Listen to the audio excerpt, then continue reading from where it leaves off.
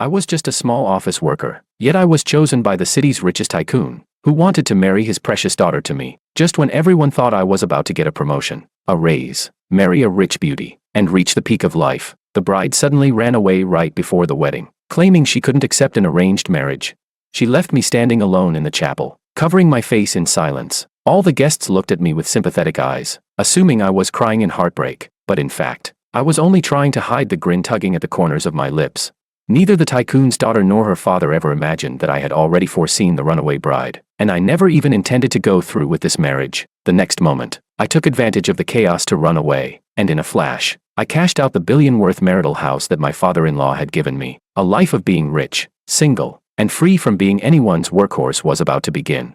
Chapter 1. Mr. Wong, please stop pulling at your tie. It's already perfect. For the third time, the makeup artist slapped my hand away, her eyes full of the same helplessness one has when dealing with a stubborn golden retriever. I stared at my reflection in the mirror, black tuxedo, carefully styled hair, even nails trimmed smooth and rounded. The perfect image of a groom, if you ignored the beads of sweat on my forehead and the twitch in my left eye. You don't think she'll suddenly change her mind, do you? I asked for the nth time. The makeup artist rolled her eyes. Mr. Wong, the ceremony starts in 15 minutes. If Miss Lu were going to run away, she would have already. Her words were cut short by an urgent knock at the door. My best man, my college roommate Luis, rushed in, his face paler than his shirt. George, something's wrong. He swallowed hard. The bride, she's gone. The can of hairspray in the makeup artist's hand clattered to the floor. I pulled out my phone. A message from Willow glared back at me. George, I'm sorry. I can't accept an arranged marriage. Don't look for me. I wish you happiness. I looked up at Luis. When did she run off?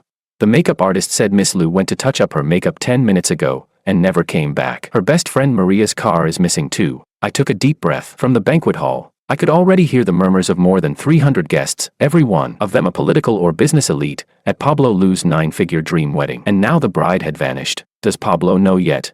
Luis nodded. He's furious. He sent every bodyguard to look for her. Hotel cameras show Willow left through the fire escape. Maria picked her up in the underground garage. I couldn't help but laugh. That was so like Willow. Even her runaway was meticulously planned. George, are you okay? Luis asked worriedly. I stood, adjusted the tie that didn't need adjusting, and said, never been better. Pulling out my phone, I dialed a number I had saved but never called. Manager Wu. Yes, it's me. George. The Orange Grove mansion. Yes. The wedding house. I've decided to sell. Full payment. As fast as possible. Hanging up, I glanced at the stunned Luis and the makeup artist. What? She can run away, but I can't. From the banquet hall came the faint roar of Pablo. Lock down every exit in the city. Pull the security footage. I want to know where that ungrateful daughter went. I patted Luis's shoulder. Cover for me. Just tell them I'm devastated and need to be alone. Where are you going? To follow in my bride's footsteps. I winked. But first, I had to turn my mother-in-law's gift mansion into cash. 10 minutes later, I was sitting in a real estate agent's office, signing the sales contract. The Orange Grove estate, worth tens of millions, had been a wedding gift from Willow's mother, but it was in my name. In hindsight, my would-be mother-in-law truly had foresight. Mr. Wong, are you sure you want a full cash sale? The market value, 10% discount. As long as the money clears today. I cut him off, my phone buzzing nonstop with missed calls from Pablo and the wedding planner. 2 hours later, I walked into the high-speed rail station carrying a light travel bag, smiling at the freshly deposited sum in my mobile banking app. I couldn't help but feel satisfied. Willow probably thought she was the only winner in this farce, but she was wrong. I bought the next southbound train ticket, destination chosen at random. Before boarding, I sent Pablo a text. Dear father-in-law, I'll handle the wedding house properly. Please give me some time to calm down. Then I shut off my phone, pulled out the SIM card, and tossed it into the trash. As the train pulled out, I gazed at the city skyline shrinking in the distance, a wave of relief washing over me. This arranged marriage was never what I wanted, but refusing directly would have offended the business giant Pablo. Now, with the bride bolting first, I, the victim, had the perfect excuse to ditch the hot potato. Perfect. Willow, thank you, I whispered to the window. You did for me what I wanted but never dared to do myself. I wondered where she was now, how she was doing, but it didn't matter. I had a hunch we'd meet again soon. After all, I had secretly installed a tracker on her phone, on the day I fixed it for her. Chapter 2. The tires thumped over a speed bump, jolting Willow awake. Her forehead nearly smacked against the car window. Where are we now? She rubbed her eyes, her throat dry as if filled with sand. Clearwater Town. Maria kept one hand on the wheel while handing over a bottle of mineral water with the other. You were sleeping like a dead pig. I almost thought you'd taken sleeping pills. Willow twisted open the cap and gulped down half the bottle before she felt alive again. Outside, the scenery had shifted from concrete and steel to lush, green forest. In the distance, a few low buildings loomed faintly through the morning mist. You're sure this place is safe? Willow rolled down the window. Damp air rushed in, carrying the smell of soil and grass. Maria rolled her eyes. Please. This place is so remote Google Maps can't even be bothered to mark it properly. If your dad's bodyguards manage to find it, I'll live stream myself eating a keyboard. The car turned into a narrow lane and stopped in front of a 3-story building. The sign reading White Cloud Inn was faded, and an elderly lady sat at the entrance, eyes half shut, basking in the sun. ID card, Maria said, extending her hand. Willow pulled one from her wallet and passed it over. Freya, who's that? That's you now. Maria waved the card. She's my cousin, went abroad, borrowing her identity for you. Remember, you're a poor woman who escaped from domestic abuse. Don't slip up. Willow opened her mouth, but in the end said nothing. A battered victim of domestic violence was far more inconspicuous than a runaway heiress. At check-in, the old lady's gaze lingered on Willow's face for a few seconds. Young lady, by yourself? MHM. Willow lowered her head and stared at her shoes. Room 302, South Side. Good sunlight. The lady handed over a brass key. $80 a day, $1,500 for a month. The room was cleaner than expected. Light green wallpaper, wooden floors, a single bed, and even a small balcony. Willow tossed her backpack onto the bed and collapsed into the wicker chair by the window. How does freedom feel? Maria leaned against the doorframe with a mischievous grin. Willow closed her eyes. Sunlight through her eyelids left a warm, red glow. Quieter than I imagined. Quiet. Maria pulled out her phone. Your dad is practically turning City A upside down. On the screen, Pablo stood at the wedding venue, face dark as he spoke to reporters. My daughter has been kidnapped. The police are already investigating. Willow almost fell off the chair. Kidnapped. Smart, right? Maria arched her brows in pride. This way the police will help you stay hidden, and your dad's business rivals will really believe you've been abducted. Double insurance. Maria, you're a genius. Willow said sincerely. Nope. I just watched a few more episodes of Criminal Minds than you. Maria fished out a stack of cash from her pocket. $5,000. Use it sparingly. I'll come back next week. Willow accepted the money, her nose stinging. Thank you. Don't get sentimental. Maria waved it off. Oh, and guess what's happening with your fiancé? Willow frowned. George, what about him? He disappeared right from the wedding. Maria scrolled through her phone. Your dad told everyone he was heartbroken and needed time to recover. But according to my bestie's cousin's friend, he put the wedding house on the market that same day. What? Willow's eyes widened. The Orange Grove estate. Yup, 10% below market price. Full cash priority. Maria whistled. Looks like your little groom isn't as harmless as he seemed. Willow stepped onto the balcony and took a deep breath. George selling the house. That was the last thing she expected. In her mind, George had always been obedient and compliant. The kind of kid who never went west when Pablo told him to go east. How much did he get? Who knows? Enough to live comfortably for a while. Maria glanced at her watch. I've got to go. Any later and your dad will start suspecting me. After seeing Maria off, Willow lay on the bed in a daze. Her phone was shut off and stuffed in a drawer, her link to the past completely severed. The feeling was strange, as if she'd been thrown into a parallel universe. Her stomach growled. Only then did Willow remember she hadn't eaten in nearly 24 hours. Pulling on a baseball cap and a mask, she decided to take a walk into town. Clearwater Town was busier than expected. Narrow streets were lined with crowded little shops, vegetable stalls, cobblers, hardware stores, and a few small eateries. Willow chose a rice noodle shop that looked the cleanest and ordered a bowl of beef noodles. You're not from around here, are you, miss? The lady boss asked while cooking the noodles. Willow nodded. I came to visit relatives. A guest of Granny Lou's. The woman smiled knowingly. Not many young folks stay at her place. The beef noodles were surprisingly delicious. Willow devoured the bowl and even asked for another. At checkout, the boss refused to accept payment for the second bowl no matter what. The woman patted Willow's hand. Girl, you're so skinny, eat more. Come by often. Walking out of the noodle shop, Willow's eyes burned. In City A, no one cared whether she ate enough. They only cared whether she wore the right clothes, the right jewelry, and whether she could bring glory to the Lou family at banquets. She wandered around the town, buying daily necessities and some fresh clothes. Passing a cafe with a job posting taped to the window, she stopped. Part-time help, 15 yuan per hour. Willow touched the shrinking wad of cash in her pocket and pushed the door open. At the same time, in the most prestigious law firm in City A, Pablo slammed a stack of documents onto the table. Find out everything for me. Who did that brat sell the house to? And where did the money go? The lawyer wiped his sweat. Mr. Lou, the transaction was legal. The property was registered under George's name. He has full disposal rights. Bullshit. Pablo slammed the desk with his fist. That house was paid for with my wife's money. But the gift contract clearly states, I don't care what the contract says. Pablo snatched up his phone. Get me the bank president, now. 5 minutes later, Pablo hung up, his face dark. Freeze all of Willow's accounts, bank cards, credit lines, funds, everything. Let's see how long she lasts out there. Mr. Liu, isn't that a bit? And another thing. Pablo cut him off. Hire the best private investigator. Offer a 1 million reward, alive or dead. I want her found.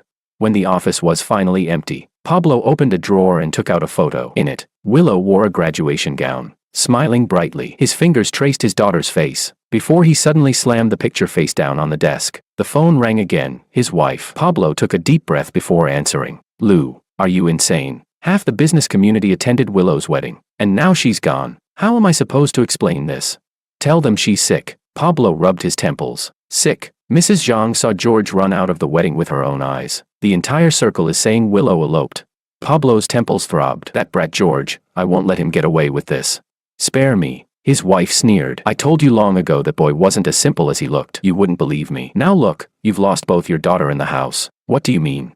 I just found out George consulted immigration lawyers 3 months ago. She sighed. He never intended to marry Willow. He was just waiting for the right chance to run. Pablo's face turned ashen. You mean, he used our Willow? Of course. What else did you think? Not everyone is desperate for your so-called fortune. After hanging up, Pablo stood by the floor-to-ceiling window, staring down at the glittering city lights. For the first time, he felt everything was slipping completely out of his control. 2 weeks later, at the cafe in Clearwater Town, Freya, latte for table 3. Willow quickly frothed the milk, pulling a lopsided little heart on top. Back in City A, all the coffee she drank came from imported estate beans. 1 cup cost more than she now made in a whole day. Yet here she was, already able to tell the difference between instant coffee and freshly ground beans. You're learning fast, girl. The owner, Sam, took the cup and nodded with satisfaction. Willow smiled and went back to wiping down the espresso machine. The past 2 weeks had been the most fulfilling of her life. She worked at the cafe from 9 in the morning to 4 in the afternoon, spent the evenings in the town library reading, and returned at night to watch melodramatic soap operas on the old TV in her room. No banquets, no socializing, no carefully arranged coincidences set up by Pablo. Money was tight, but every penny was earned by her own hands. Freya, grind tomorrow's beans before you leave, Sam said as he polished glasses. It's the weekend tomorrow, lots of customers. Willow nodded, then hesitated. Uncle Sam, could I get an advance on my pay? Sam raised an eyebrow. Short on money? Yeah. I want to buy a second-hand phone. Willow lied. In truth, the money Maria had given her was almost gone, and the inn's monthly fee was due next week. Sam counted out 500 yuan from the register. Take this first. If it's not enough, let me know. Willow thanked him gratefully. After work, instead of returning to the inn, she went to the town's internet cafe. Booting up a dusty computer, she logged into her webmail with the account she knew by heart. No new messages. Biting her lip, she opened a news site and searched for the Liu Corporation. The latest update was from 3 days ago, Pablo attending a charity event. Not a single mention of his daughter's disappearance. She hesitated, then searched George. Only a handful of reports came up, all from the wedding day, saying the groom was devastated by the bride's disappearance and was unavailable for comment. Good acting, Willow muttered, closing the page. By the time she left the internet cafe, it was dark. Taking a shortcut through an alley, she suddenly heard footsteps behind her. She quickened her pace. The footsteps quickened too. Her heart pounded in her throat. Clearwater Town was supposed to be safe, but still, Freya. A strange male voice came from behind. Willow froze and slowly turned. A man in a black trench coat stood in the shadows, his face hidden. You've got the wrong person. Willow lowered her voice, stepping back cautiously. Is that so? The man chuckled. Then, Miss Willow, shall we talk? Her blood ran cold. She spun to run, but a hand grabbed her wrist. Let go of me.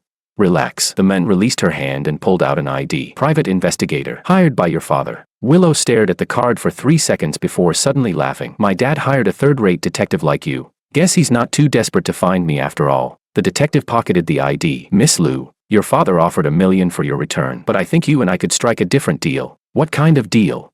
You give me 100,000, and I'll tell you George's whereabouts. He lowered his voice. I know you hate him. He ruined your wedding and sold your family's house. Willow almost laughed aloud. Why would I want to know where he is? For revenge. Of course, the detective said matter-of-factly. From what I've learned, George didn't leave heartbroken at all. He planned it. Several key clients of your father's company recently received anonymous emails full of dirt on Liu Corporation. Willow froze. What do you mean? I mean, the detective leaned closer. Your runaway wedding was exactly what George needed. He used you to create chaos, took the chance to hit the Liu Corporation, and walked away with the house money to enjoy his freedom. Standing under the streetlight, Willow felt the world spin around her. George, that quiet, obedient George who had always seemed so meek in front of her, could he have orchestrated everything? Where's the evidence? The detective pulled out his phone and showed her a photo. On the screen, George was sitting in a cafe, talking with a middle-aged man. The timestamp was 1 week before the wedding. Who is that? Lu Corporation's biggest rival, Bai Yuntao. The detective slid the phone back into his pocket. So, what do you think? 100,000, and I'll give you all the files. Willow took a deep breath. I don't have that kind of money. You can figure something out. He handed her a business card. 3 days from now, I'll come find you again. As the detective disappeared into the night, Willow's legs went weak. She had to lean against the wall to stay upright. All this time, she had believed she was the one steering this farce, never realizing. Her phone buzzed. A text from Maria popped up. Emergency. Your dad froze all your accounts and has people watching me. I can't come next week. Take care of yourself. Willow shoved the phone back into her pocket, a harsh truth dawning on her. She was truly, completely on her own now. Chapter 3. Freya. Table 3 ordered a pour-over. You give it a try. Sam's voice rang from the cafe front hall. Willow wiped the water from her hands and hurried out of the kitchen. This was the first time she was allowed to make a pour-over for a customer, though she had secretly been practicing in the back for half a month. Yirgachev. Medium-light roast. Sam handed her the beans and lowered his voice. The guest at table 3 knows his stuff. Don't mess this up. Willow nodded. Taking a deep breath, she ground the beans and began pouring water with as much professionalism as she could muster. Water at 92 degrees. Bloom for 30 seconds. Then 3 pours to fill. Nice technique. A low male voice sounded behind her. Willow's hand trembled, spilling hot water along the rim of the dripper. That voice was too familiar, so familiar she still heard it in her dreams every night. Impossible. Absolutely impossible. She slowly raised her eyes, gaze moving up from polished leather shoes, to long legs in a perfectly tailored casual suit, and finally, to the face she had thought she would never have to see again. George. He was standing there in the flesh, a faint smile tugging at his lips, his eyes as clear as if this were nothing more than an accidental encounter at a friend's gathering. You. Willow's throat tightened. She almost blurted out, what are you doing here?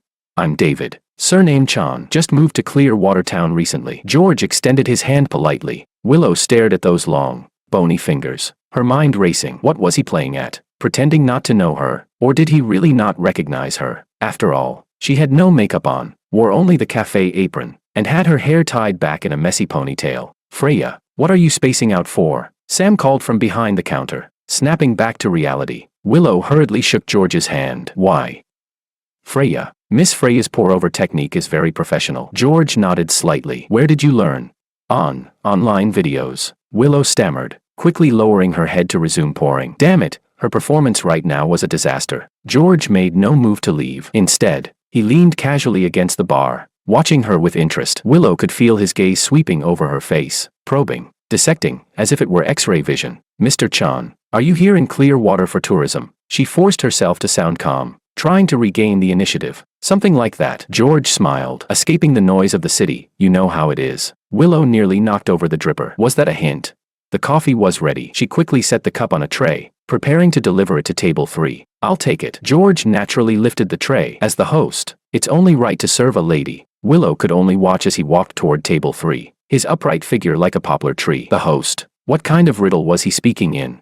Freya, don't just stand there. Go wash the cups in the kitchen. Sam's voice pulled her back to reality. Willow fled into the kitchen, shut the door, and leaned against the wall, gasping for air. This couldn't be coincidence. Clearwater Town was more than 200 kilometers from City A. There was no way George had just happened to show up at the cafe where she worked. And the way he behaved, far too strange. Like he was acting. The sink was piled high with dirty cups and dishes. Willow turned on the tap mechanically. She needed to calm down, to think clearly. George pretending not to know her. Even changing his name to David, that was a clumsy disguise. Unless he had a plan. Ah. Willow cried out as hot water splashed onto her hand. She quickly turned off the tap and looked at the reddening skin on the back of her hand, when suddenly a more terrifying thought struck her. If George could find her, then didn't that mean her father's private detectives could too?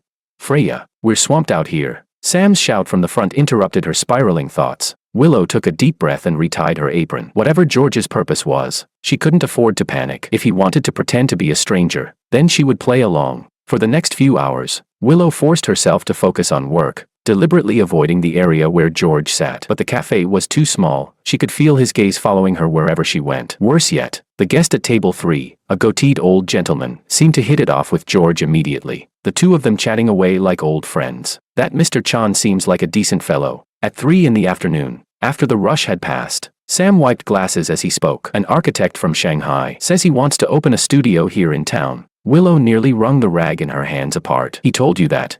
Yeah, just signed a lease for that empty old villa on Old Street, 3 years. Sam poured her a glass of lemon water. Why? Do you two know each other? No. Willow quickly took the glass, gulping down a mouthful. He just looked familiar. He's never been to Clearwater before. Sam chuckled. Freya, don't tell me you've taken a liking to him. Willow choked on the water, coughing violently. Like him, George, the fiancé she had run away from, the ex-architect who might be plotting revenge against her whole family.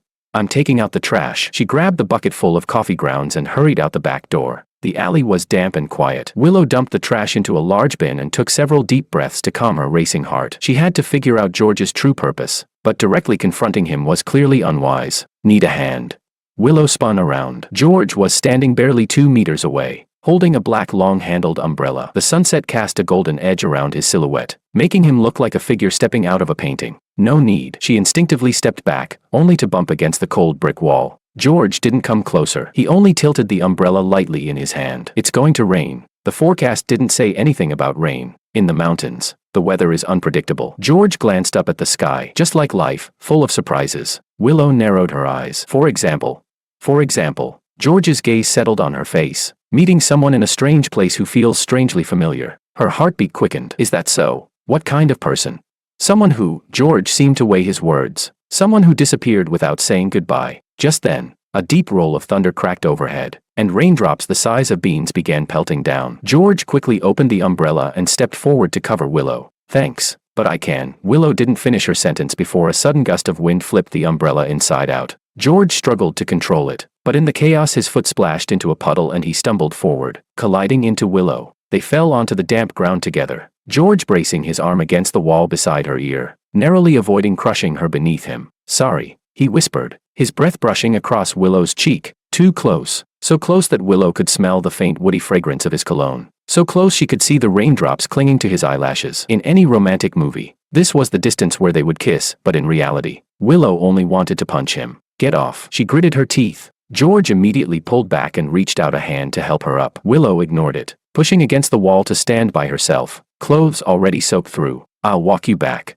George said, picking up the ruined umbrella, looking a little embarrassed. No need. Willow turned to leave, but then a loud crash echoed from the cafe's back door. Freya, help, quick. Sam's voice was full of panic. Willow rushed back inside, only to be stunned by the scene. The kitchen pipe had burst, water spraying high into the air, the floor already covered by several inches of water. Sam was soaked through, futilely trying to plug the crack with a rag. Where's the main valve? George's voice came from right behind her, by the back wall. Sam shouted. Without another word, George dashed out into the rain. A minute later, the gushing water slowed, then stopped entirely. Willow stood frozen, staring at the soaked, wrecked kitchen, not knowing where to start. Clear the water first. George rolled up his sleeves. Grab a mop, or it'll leak downstairs. For the next half hour, the three of them worked together, managing to get the cafe back in order. Willow couldn't believe George. He not only knew how to fix pipes, but also pointed out exactly where Sam stored his tools, moving with the speed and confidence of a professional handyman. Mr. Chan, I can't thank you enough. Sam shook George's hand enthusiastically. If not for you, my little shop would have been ruined.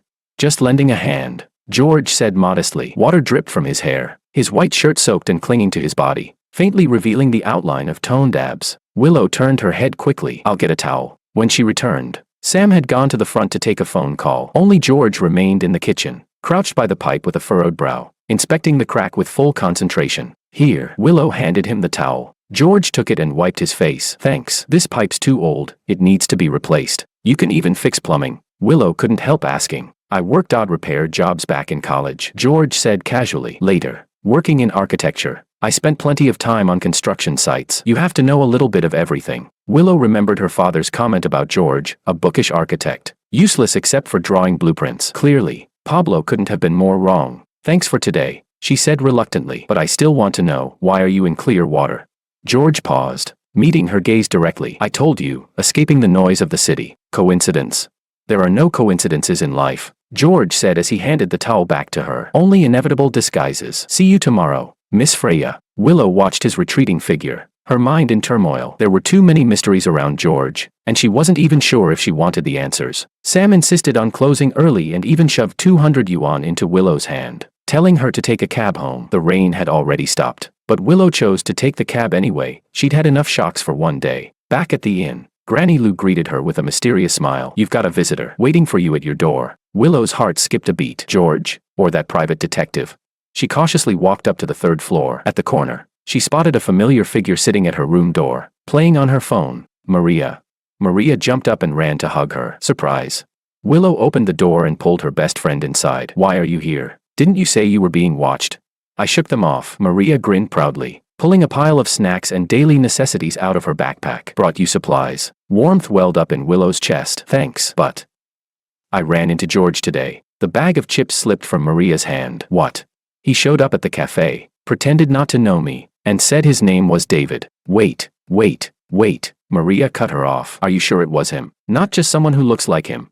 Unless there are two men in the world who look exactly the same and know how to fix plumbing." Willow flopped onto the bed and recounted the entire encounter to her friend. When she finished, Maria's expression turned grim. "Willow, this is absolutely no coincidence. He must have followed you here." "That's what I think too. But how did he find me?"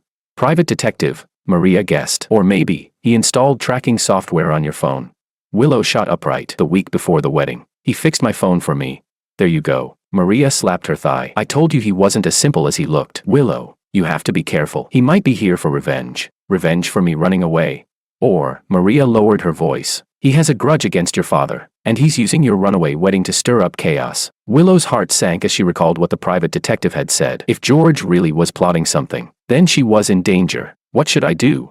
First, don't let him know you recognized him. Maria thought for a moment. Second, figure out his real reason for being in town. If he rented a place, there must be registration records. Willow nodded, suddenly feeling exhausted. She had thought escaping the wedding would bring freedom, but instead she had stumbled into an even more complicated whirlpool. "Oh, right." Maria pulled a new phone and SIM card from her bag. "Use this. Don't touch the old one anymore." Willow accepted the phone gratefully. "You're my lifesaver." "Of course I am." Maria tilted her head proudly. "But Willow, you'd better be ready. If George really has a scheme, then this game has only just begun." Willow looked out the window. Clearwater Town lay quiet and peaceful under the night sky, but she knew a storm was coming. Chapter 4. At 6 in the morning, Willow quietly pushed open the inn's back door. At this hour, all of Clearwater Town was still asleep. Only an early rising street cleaner was sweeping along the empty road. She had left 2 hours earlier than usual on purpose, just to avoid that man who called himself David. Morning. Freya. Willow nearly choked on her own spit. George, no, David, was sitting under the banyan tree by the inn's entrance, holding a steaming cup of coffee. Morning light filtered through the leaves, casting mottled shadows across his face. What are you doing here?" Willow gripped the strap of her backpack tightly, her knuckles turning white. George stood, brushing non-existent dust off his jeans. "Out jogging. The landlady here happens to be my distant aunt." Willow almost burst out laughing. What a ridiculous lie. Granny Lou had lived in Clearwater for 60 years. Since when did she have relatives in Shanghai? Is that so? What a coincidence. She forced a stiff smile. "I need to get to work. Let's walk together. It's on the way." George fell into step beside her. "I rented a studio right next to the cafe." Willow clenched her molars. This man's skin was thicker than a city wall. She quickened her pace, but with his long legs, George kept up easily. "You go to the cafe this early every day?" Had breakfast yet?" Sleep well last night?" Willow suddenly stopped in her tracks. "Mr. Chan, are we close friends?" George blinked, looking innocently puzzled, like a student wrongly scolded by his teacher. "Isn't it normal for neighbors to greet each other?" Willow inhaled deeply, reminding herself not to take the bait. He was trying to provoke her, to make her slip. "Thanks for your concern." She squeezed out a fake smile. "But I prefer to walk alone." "Understandable." George nodded, yet still made no move to leave. "By the way, I heard there's a weekend market in town. Ever been?" Willow quickened her pace, nearly breaking into a jog. George followed at a leisurely stride, even plucking a wildflower from the roadside and handing it to her. "A morning daisy, for you." Willow stared at the pitiful little yellow flower, speechless. What was this supposed to be? Runaway bride and groom's rustic romance? "I don't like flowers." Her tone was cold as she shoved open the cafe's back door. Sam was tallying inventory. Seeing the two of them come in together, his brows shot up. Well, you two plan to arrive together." Ran into him outside. Willow cut in quickly, tying on her apron. "Uncle Sam, where's the list for today's bean delivery?"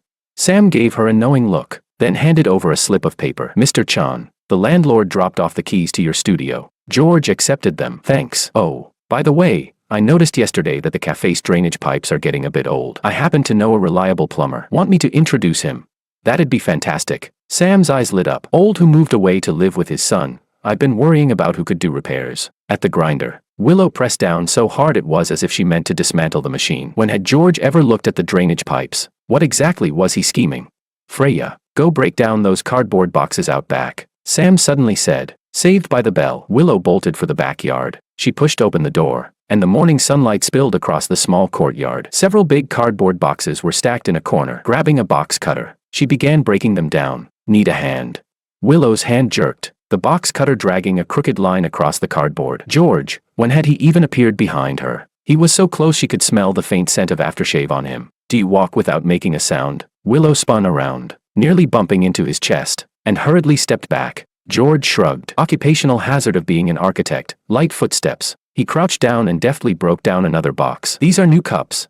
Yeah, Willow admitted reluctantly. Sam said there'll be more customers over the weekend, so he stocked up on tableware. George picked up a cup, holding it against the light. The glaze is decent, but some might have bubbles. I'll help sort them out. Willow watched his long fingers turn the cup with the precision of someone handling delicate instruments. In City A, she had only ever seen George in suits and ties, never imagined those hands could be so adept at rough tasks. You used to do this often. The words slipped out before she could stop herself. It sounded too much like probing into his past. George's lips curved slightly. Worked part-time in a cafe during college. Later, in architecture. I spent plenty of time on construction sites. He handed her a cup. This one's got a chip on the rim. It could cut someone's mouth. Their fingers brushed when she took it. Willow recoiled as if shocked by static. George pretended not to notice, calmly moving on to the next. Why did you come to Clearwater? She asked suddenly. George's hands paused. I told you, escaping the noise of the city. What a coincidence. So am I, Willow said deliberately. George lifted his gaze, sunlight scattering golden flecks in his eyes. Yes, a coincidence indeed. They locked eyes for a second, then both turned away. Willow's pulse raced. She cursed herself. What was this? A runaway couple's small-town romance drama.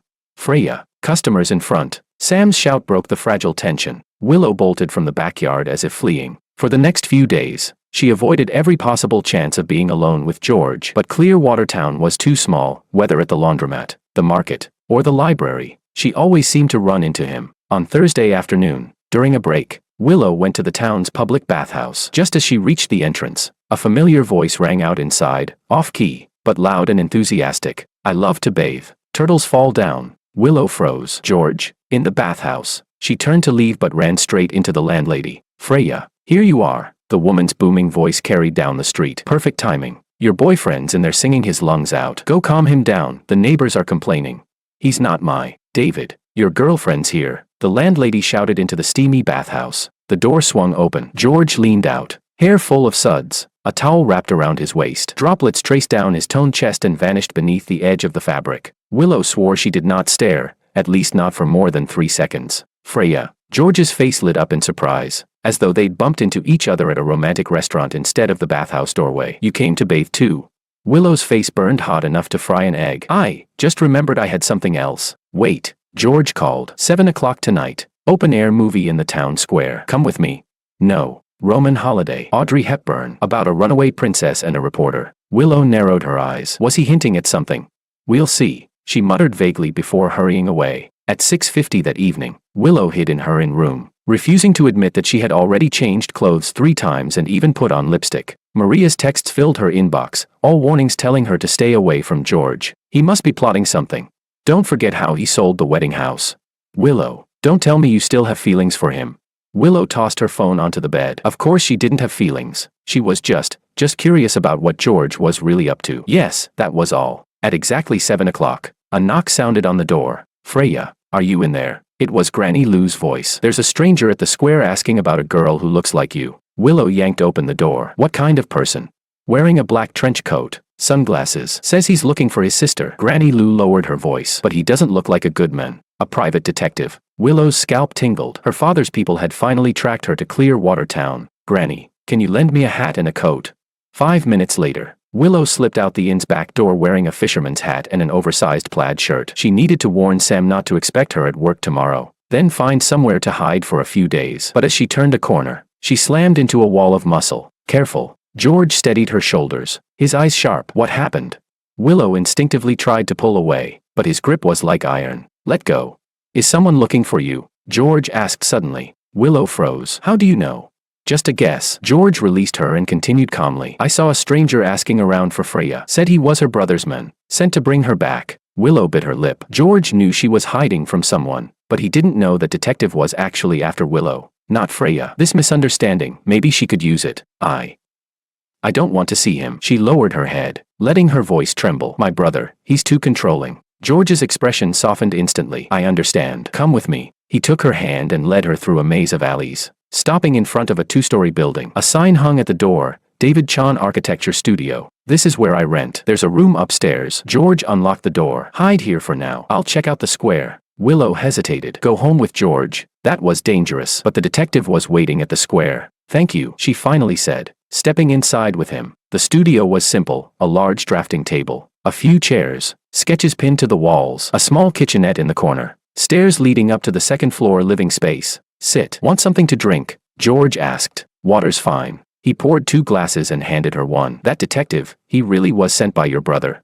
Willow tightened her grip on the cup. Spinning lies. Yes, my brother doesn't approve of my boyfriend, so he wants to drag me back. Boyfriend. George raised an eyebrow. A college classmate. Willow forced herself to continue. My brother thinks he's beneath our family. George's expression turned odd. Sounds like your brother is pretty authoritarian. Yeah, very. Willow nodded, thinking bitterly that if her father heard this, his blood pressure would shoot through the roof. George stood. I'll check the square. Lock the door behind me. After he left, Willow exhaled in relief and began looking around. On the drafting table lay several sketches of clear water scenery, clean, precise lines. She hadn't expected George to be this good at drawing. The stairs creaked under her feet as she went up to the second floor. The bedroom was neater than she imagined. A single bed, a desk, a wardrobe, architectural textbooks and a laptop sat neatly on the desk. On the nightstand was a photo frame. Willow picked it up and nearly dropped it. It was their engagement photo. She was in a pink dress, smiling stiffly, while George's face was utterly calm. Why would he still keep this? Willow's heart pounded like a drum. What was stranger? The photo had clearly been handled often. The edges were worn. The sound of the door opening drifted up from downstairs. Willow hurriedly put the frame back and tiptoed down the stairs. How was it? She asked as George walked in. They left, George said, taking off his coat. But he said he'll keep searching. Tomorrow he's going to check the town's inns. Willow twisted her fingers nervously. Then I'll have to move somewhere else. You can stay here, George said. There's a guest room upstairs. Willow's eyes widened. Live with you? I'll sleep in the studio. George gestured to the folding cot by the drafting table. It's safe here. And, he paused. I think we have a lot we need to talk about. Willow's throat tightened. Had he figured something out? Like what? Like, George stepped closer. Why you've been pretending not to know me? The air froze. Willow could hear the frantic pounding of her heart. I don't know what you're talking about. Willow. George softly spoke her real name. We both know exactly who the other is. Her legs gave way and she collapsed onto a chair. All the disguises crumbled in that instant. When did you recognize me? From the very first glance. George leaned against the table. You're terrible at makeup, Freya. Willow wanted to argue, but instead she laughed. It was absurd. Like they were 2 bad actors putting on a play no one was watching. Then why did you pretend to?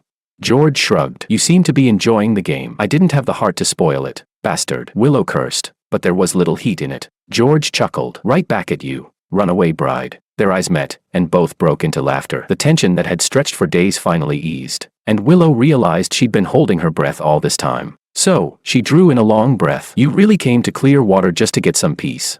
Partly. George poured her a glass of water. But mainly, I came to find you. Willow nearly choked. Find me? Why? For many reasons. George's gaze grew complicated. But most of all, I wanted to know, why did you run away from the wedding?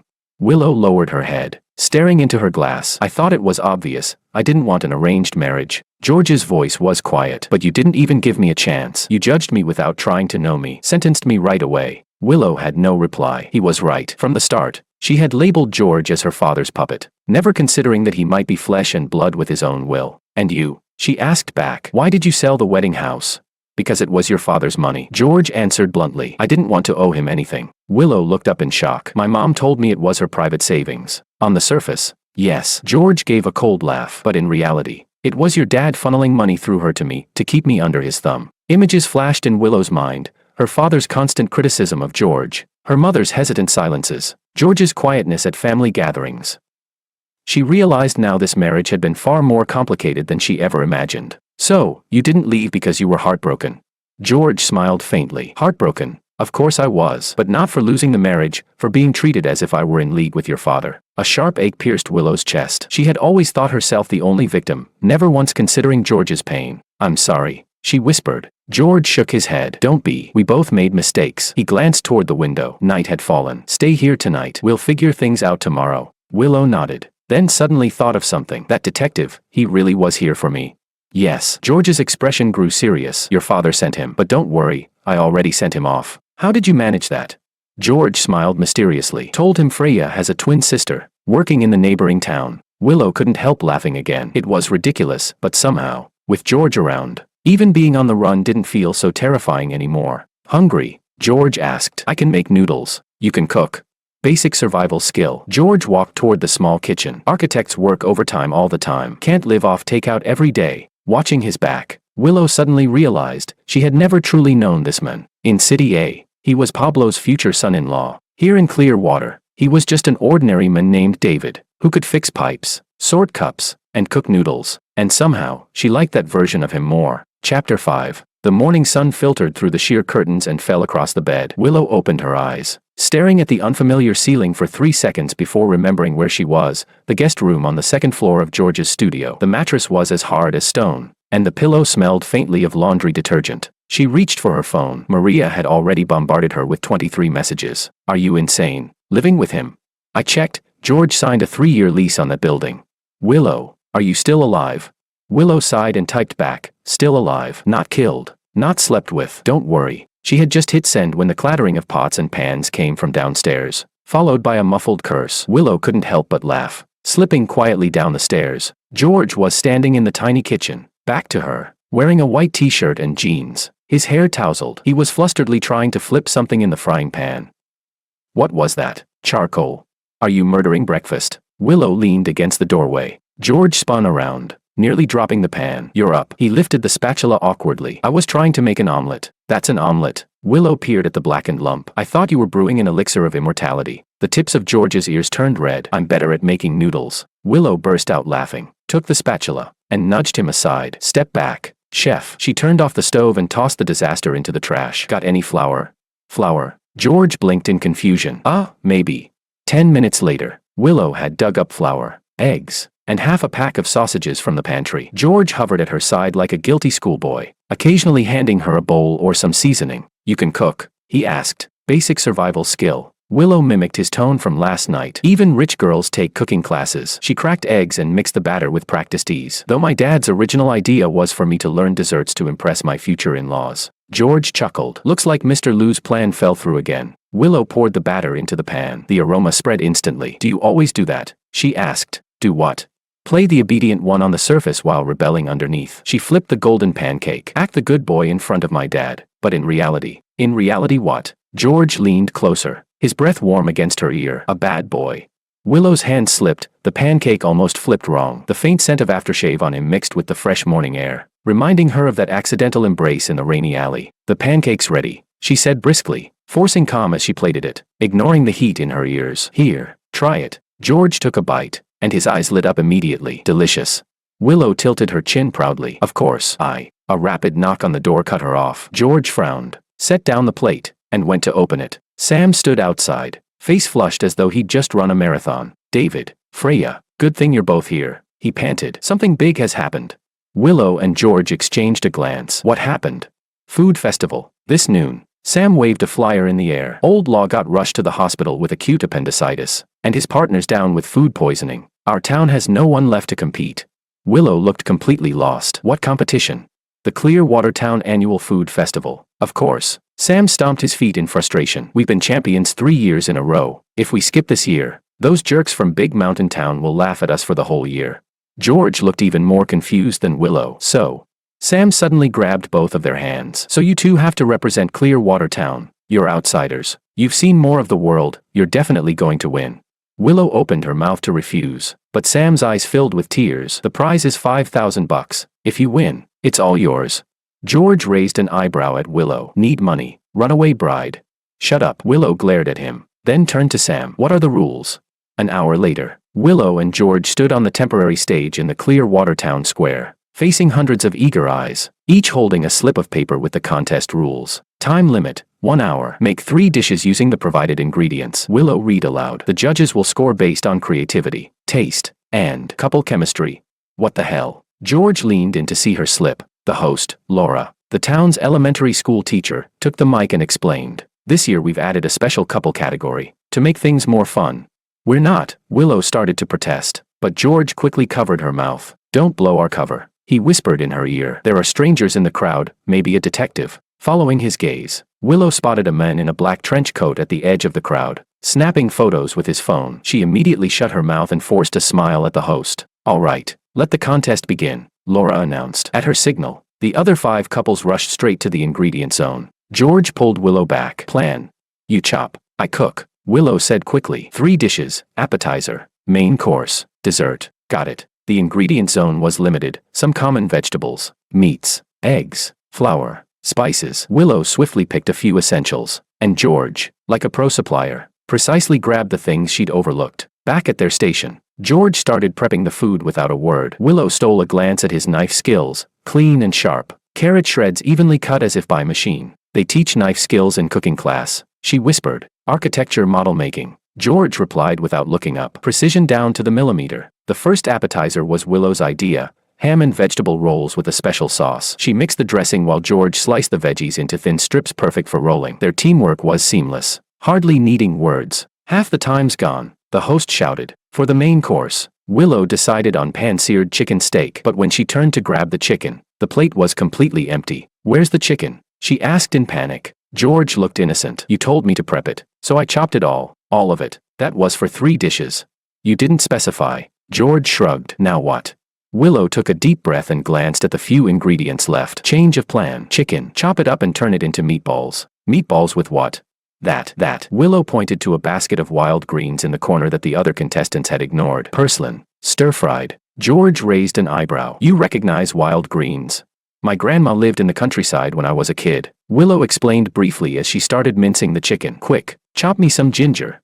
The last 10 minutes, the dessert became a real problem. There was still flour and eggs, but the sugar had already been used up by the other teams. "A savory dessert," George suggested. Willow shook her head. "The judges are all elders. They won't be used to that." Suddenly, an idea lit up her eyes. "Honey. I saw a jar of honey in the ingredient section." George rushed off and came back with the jar. Willow quickly kneaded the dough, while George used the honey and leftover fruit to make a simple jam. 1 minute left. In a flurry, Willow plated the freshly fried little cakes, and George drizzled the honey jam on top, finishing with a sprinkle of mint leaves. "Time's up." Both exhaled in relief, staring at their 3 dishes, less refined than the others, but fragrant and appetizing. The judges, 3 elders of the town, tasted every dish and then huddled together, whispering. Willow was so nervous her nails almost dug into George's arm. "The winners are." Laura opened the envelope, representing Clearwater Town, David and Freya. Willow's eyes widened. "We won." The crowd erupted in applause. George looked surprised too, but quickly scooped Willow up and spun her around. Willow yelped and instinctively clung to his neck. "Put me down," she hissed in his ear. "Play along." The detectives watching, George whispered back, grinning like a mischievous child. After collecting the certificate and the envelope with $5,000 cash, they were immediately surrounded by enthusiastic townsfolk. Sam excitedly announced there would be a celebration party at the cafe that night, and everyone must attend. "We need to find a way to slip out," Willow murmured to George. "That detective's been tailing us." George nodded. "We'll improvise tonight." But their plan completely collapsed under Sam's special champion cocktail. By 8 o'clock, the cafe was packed. George had downed at least 5 glasses of bizarrely colored drinks, his eyes already glassy. "His tolerance is that bad?" Willow asked Sam. "Who knows? Never saw him drink before." Sam poured another glass. "Come on, David, bottoms up." George waved weakly, nearly sliding off his chair. Willow hurriedly caught him. "Enough. He can't drink anymore." "Oh, protective now," Sam teased, winking. All right, no more. You 2 lovebirds go home and rest early." By the time Willow half-carried, half-dragged George out of the cafe, night had fallen deep. George hung on her like a sack of cement. You look skinny, but why so heavy?" Willow panted as she hauled him toward the workshop. George suddenly lifted his head, eyes unfocused. "Willow, what? You're really beautiful." He grinned foolishly, then collapsed onto her shoulder. Willow rolled her eyes and trudged on. Under the moonlight, their shadows stretched long, like a pair of conjoined twins. Back at the workshop, Willow used every ounce of strength to get George onto the upstairs bed. Just as she turned to leave, George grabbed her wrist. "Don't go. Let go. Drunkard." "I'm not a drunkard." George frowned. struggling to focus. I'm an architect. Willow couldn't help but laugh. Yes, a great architect. Suddenly George sat upright, unusually serious. Willow, I need to tell you a secret. What secret? George lowered his voice mysteriously. The money I made from selling my house, I put it all in a Swiss bank. Willow raised an eyebrow. Seriously? Seriously? George nodded, almost toppling off the bed with the motion. Your dad thinks I ran off with his dirty money, but really, I just didn't want to use it. Willow's heartbeat suddenly quickened. Why are you telling me this? Because. George tilted his head at her, and for a brief moment his gaze turned startlingly clear. I like you. Then, like a robot whose power had been cut, he fell flat back onto the bed. Moments later, snores filled the room. Willow froze where she stood, at a loss. What had he just said? That he liked her? Was it drunken nonsense or? Shaking her head, she decided not to argue with a drunk. After pulling a blanket over George, she noticed his phone had slipped out of his pocket. She bent to pick it up and meant to set it on the nightstand, but her finger accidentally pressed the power button. The screen lit up, and the lock screen wallpaper made Willow gasp. It was a photo of her working at the cafe, clearly taken in secret, yet unexpectedly flattering. What the hell? She tried to swipe, but it asked for a password. Hesitating, Willow entered George's birthday. Wrong. She thought for a moment, then entered her own birthday. The screen unlocked. Pervert, she muttered under her breath, but curiosity got the better of her. Most of the photo album was filled with architecture shots and design sketches, but one folder was encrypted, titled Project Tracking. Willow bit her lip, then entered her own birthday again. The folder opened. Inside were photos of her, dozens, from the day she ran away from her wedding, at the train station, at the inn, at the cafe, at the library, even outside the public bathhouse while she was talking to Maria. George. Willow almost smashed the phone into his face, but then her eyes caught the dates. The earliest photo was from 3 months before their engagement. This can't be. She flipped through them, her heartbeat accelerating. The photos were taken at malls and restaurants in City A, at her gym, her nail salon. Every moment she'd never realized was being watched. The creepiest part was that these weren't taken by the same person. Angles, quality, and style all varied. Willow set the phone down and stared at the sleeping George for a long time. She thought she had orchestrated the perfect runaway, but in truth she'd been under surveillance all along. Who was this man really? Why was he doing this? Moving quietly, she left the bedroom and curled up on the studio sofa downstairs, where she spent the night. Her dreams were full of George's eyes, clear, drunk, tender, calculating, countless eyes staring at her, leaving her nowhere to hide. The next morning, Willow was woken by footsteps upstairs. She rubbed her eyes and saw George coming down the stairs, holding his forehead, his face pale as a ghost. Morning, he croaked. Why am I upstairs? You blacked out? Willow asked carefully. George nodded painfully. Last thing I remember was Sam's third drink. He looked at Willow. I didn't say anything weird, did I? Willow met his eyes. You said you put the money from selling your house in a Swiss bank. George's hand trembled noticeably, but his expression didn't change. And you believed a drunk's nonsense. You also said you liked me. This time George froze completely, his ears turning red so fast it was almost visible. Willow went for the final blow. And I looked through your phone. Stalker creep. George's face drained of color. He opened his mouth, closed it again, and finally sank down on the stairs in defeat. I can explain. I'm listening. Willow crossed her arms. George took a deep breath. Those photos, not all of them were taken by me. Oh, so you had an accomplice? The detective. George rubbed his temples. The one your father hired. Willow frowned. What? From the day of our blind date, your father had someone tail us. George gave a bitter smile. I just hacked into the detective's cloud and copied the photos. Why? George looked up at her, his gaze complicated. Because I wanted to know the real you, not the perfect socialite at banquets, but Willow in her everyday life. Willow's heart skipped a beat. Then why keep those photos?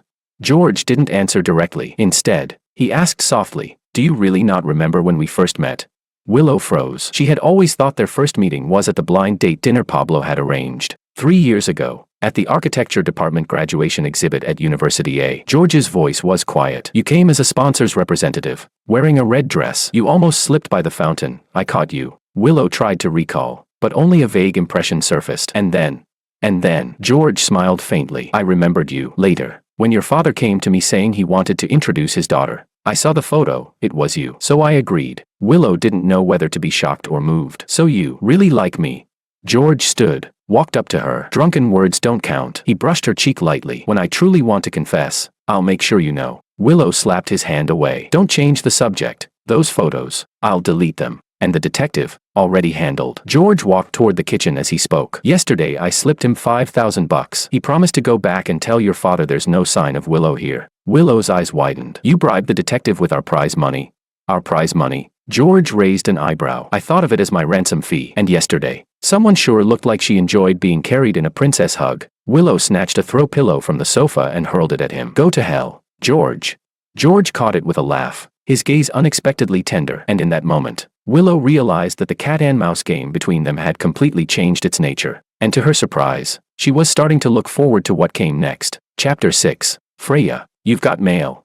Willow looked up from her coffee cup and saw the postman, Martin, standing at the cafe entrance, waving a brown envelope in his hand. She wiped her hands, took the envelope, and immediately noticed the Lou Corporation's golden wax seal, the official mark her father always used for formal letters. Thanks. She forced a smile, though her heart pounded like a drum. Martin didn't leave right away. Instead, he eyed her curiously. You know someone from Lou Corporation? That's one of the biggest companies in City A. Distant relatives. Willow slipped the envelope into her apron pocket. Please don't tell anyone. Martin mimed, zipping his lips, grinned, and left. Willow glanced around. The cafe was quiet. George was gone. He'd said in the morning he was going to the neighboring town for building supplies. Only Sam and 2 regulars were there, no one paying attention to her. She slipped into the kitchen, locked the door, and with trembling hands tore open the envelope. Inside was a sheet of fine stationery, her father's sharp handwriting instantly recognizable. Willow, this is your final chance. Come home within a week to meet the Ito family's son, or you'll be permanently cut off from the family. Don't think I can't find you. The detective has confirmed you're in Clearwater Town. Father. On the back was an attached profile of Ito's heir, Makoto Ito, 28, only son of Ito Real Estate, Cambridge graduate. In the photo he wore a perfectly tailored suit, his smile measured to textbook precision. Willow's hands shook so badly she nearly dropped the paper. How had her father found her? Hadn't the detective been bribed? Could it be George had lied to her?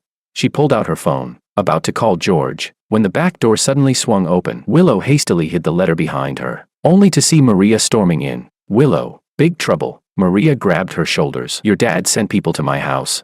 What? 2 men in black suits. Said they were from Lou Corporation's legal department. Maria's face was pale. They asked my parents if they knew where you were, and said they'd sue me for aiding a kidnapping. A sharp pain twisted in Willow's stomach. Her father was determined to crush her. What did your parents say? Of course they said they didn't know. Maria rolled her eyes. But my mom nearly had a heart attack. She told me to find you right away and tell you to. Tell me what? To get the hell away. So you don't drag us down with you, Maria muttered. Willow felt as if a hammer had slammed into her chest. She'd always known Maria's mother didn't like her much, but she hadn't expected to be discarded so bluntly. Quietly, she said, I'm sorry for dragging you into this. I'll leave Clearwater Town immediately. Where to? I don't know. As far as possible. Willow tore off her apron. Tell Sam for me. Just say I had a family emergency. Maria grabbed her wrist. Wait, you're not even going to tell George?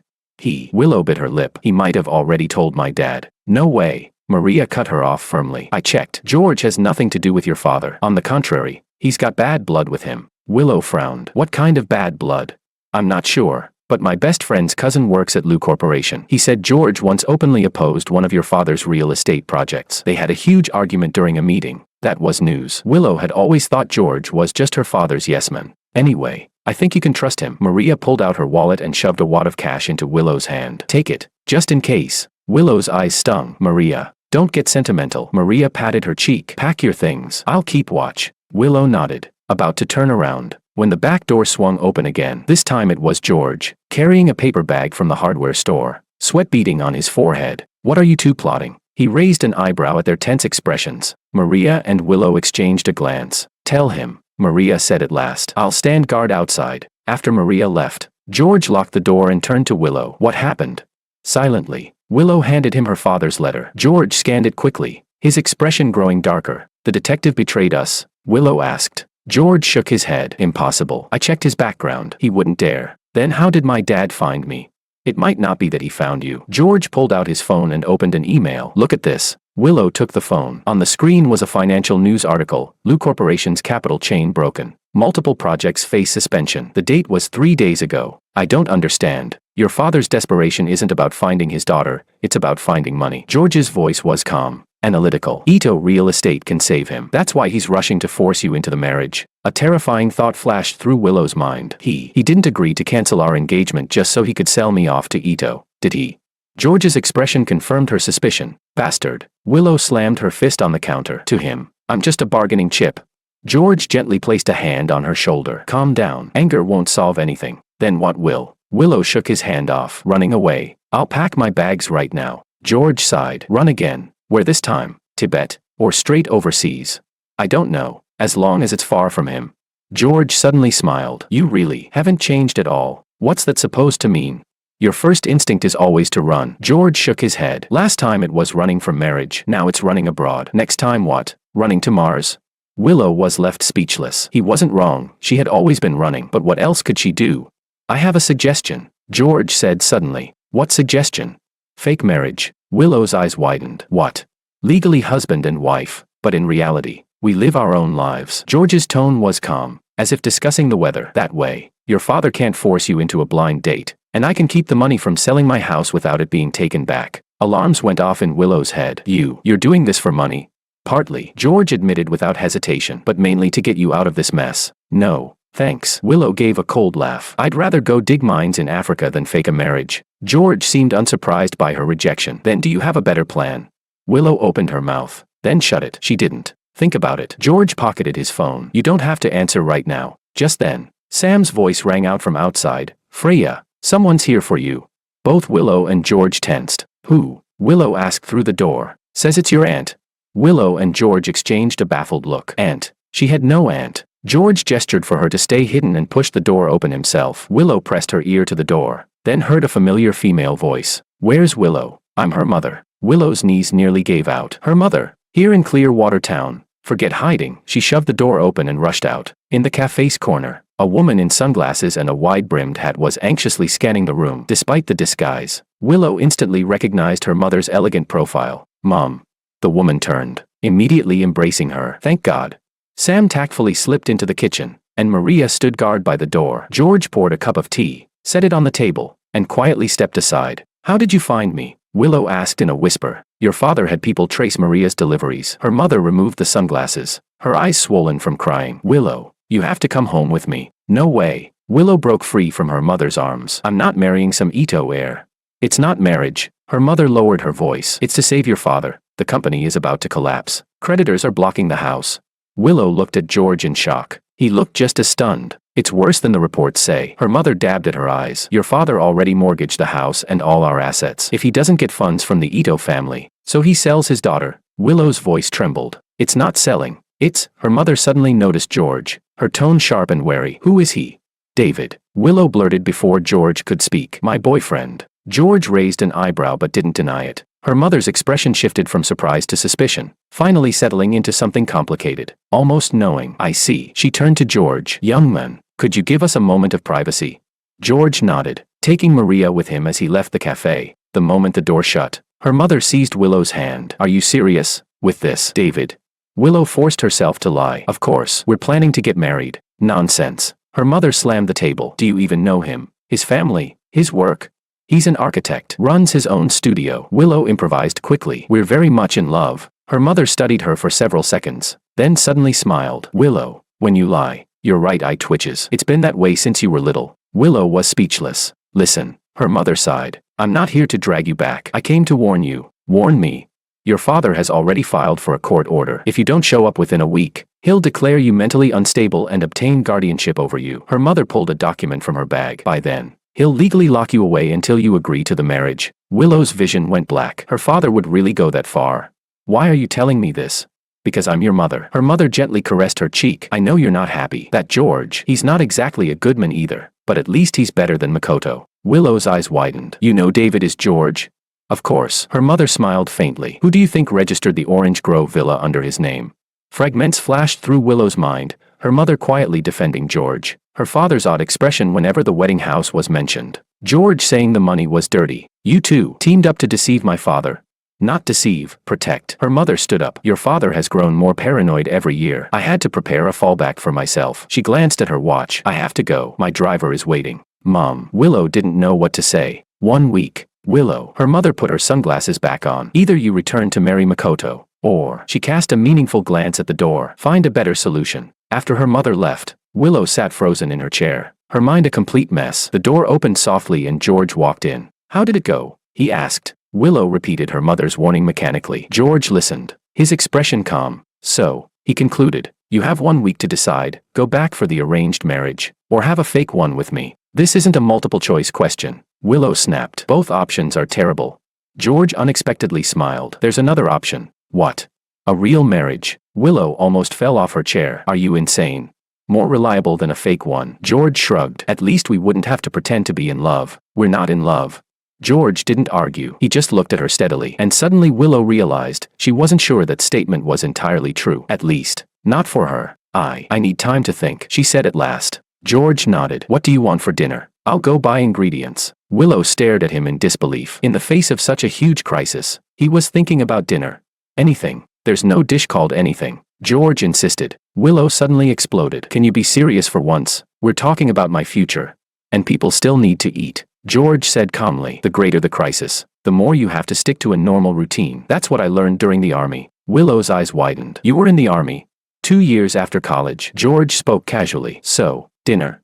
Sweet and sour ribs. Willow answered without thinking, then quickly shook her head. No, we're talking about sweet and sour ribs, stir-fried vegetables, seaweed and egg soup. George was already heading toward the door. I'll get the groceries. You rest a while. Willow watched his back, torn between punching him and hugging him. How could this man still think about recipes at a time like this?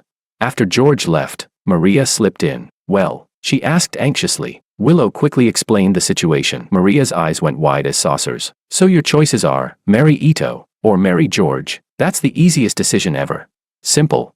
Maria slapped the table. Of course you should choose George. He's handsome, he can cook, and he's even willing to stand up to Pablo for you. Willow rubbed her forehead. Maria, this isn't some beauty contest. Then do you like him?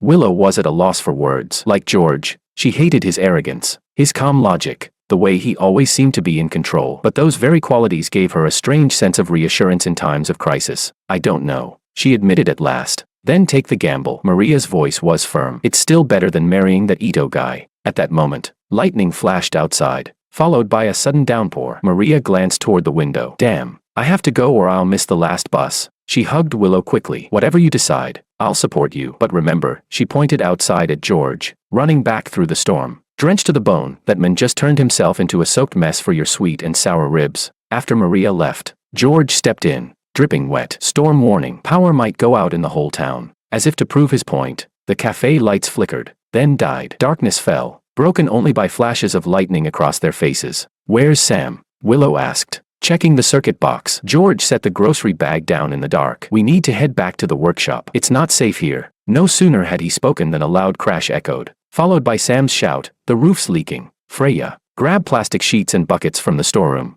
Willow switched on her phone flashlight. George shrugged off his wet jacket and took the phone from her. I'll get the supplies. You help Sam. I'm going with you. Willow insisted. There's too much stuff in the storeroom. You don't know the layout. They dashed into the rain, reaching the small back storeroom. As soon as they pushed the door open, a strong gust slammed it shut behind them. The storeroom was cluttered, but Willow managed to find the plastic sheets and buckets. Then a menacing creak came from above. Watch out. George yanked her aside just as a large section of the ceiling collapsed, landing exactly where she had been standing seconds before. Willow's heart pounded so hard it felt like it would burst. George's arms wrapped tightly around her, their bodies pressed close in the darkness. Thanks, she whispered. George didn't let go. Willow, about the marriage. This isn't the time. She tried to pull away. It's exactly the time. George's voice was steady against the thunder. Listen, I don't care if it's real or fake, but one thing's certain. I will never let you go back to that devouring family. Willow looked up at him. A bolt of lightning lit George's face, his gaze burning hot enough to scorch her. Why? She asked softly. Because. George drew in a deep breath. Because I fucking fell in love with you. From the moment I first saw you at the graduation exhibition 3 years ago. For a moment, Willow's world stood still. The rain, the thunder, Sam shouting in the distance, all faded away, leaving only George's breath and her own deafening heartbeat. You never said.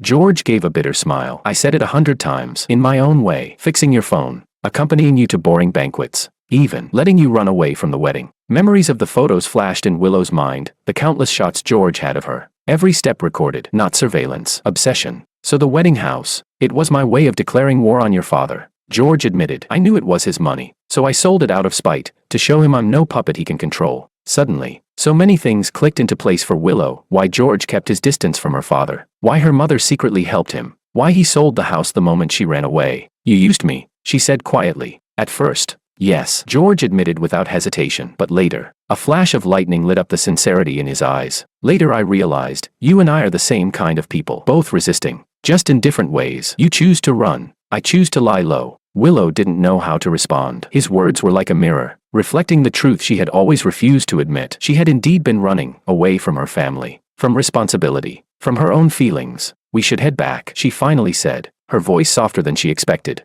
George released her, though his gaze never wavered. "Think about my proposal. Real marriage, not fake." Willow neither agreed nor refused. She grabbed the plastic sheets and buckets, pushed open the storeroom door, and dashed into the rain. George followed close behind, the two of them running like lunatics fleeing the world. Back at the cafe, Sam was frantically catching the leaks with pans. Together the three of them laid out the sheets and positioned the buckets. But the rain was too fierce, the first floor was already flooding. "We can't stay here tonight." Sam frowned. "Freya, you should crash at David's place." Willow wanted to refuse, but George had already picked up her bag. "Let's go." The water's rising fast. Outside, the street had turned into a river. They waded back to the workshop, soaked to the bone. George handed Willow a towel and dry clothes. "Shower first. I'll make some ginger tea." Willow stood under the hot spray, letting the water wash away the chill and her tangled thoughts. George's confession had shattered all her defenses like a bomb. He loved her, since 3 years ago. Absurd, and yet it explained so much. She slipped into the clothes he'd given her, an oversized t-shirt and sweatpants,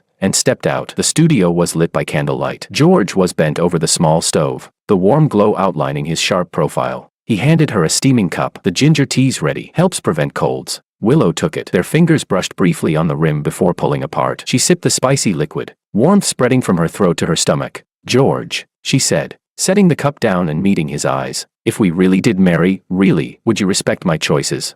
George's expression turned serious. "What choices?" "For example, if I didn't want children right away, or if I wanted to keep working." "Of course." George's answer came without hesitation. "You'd be my wife, not an accessory." Willow's heart sped up. "And finances? Separate accounts? Anything shared? 50-50. George answered smoothly, as though he'd thought it through long ago. "You can keep using the name Freya until you're ready to reclaim your real one." She was startled by how thorough he was. "You've thought of all this since the day you ran away from the wedding." George gave a wry smile. The plans just kept changing. The rain outside had eased, but the candlelight still flickered against the walls, like the unrest in their hearts. Willow looked at George's face softened by the glow, and suddenly realized maybe this was what she had always been searching for. Someone who knew all of her, and still chose to stay. "I need another night to think," she said at last. George nodded, pointing upstairs. "You take the bed. I'll sleep on the couch." Before going up, Willow glanced back at him. "George, if, would you regret it?"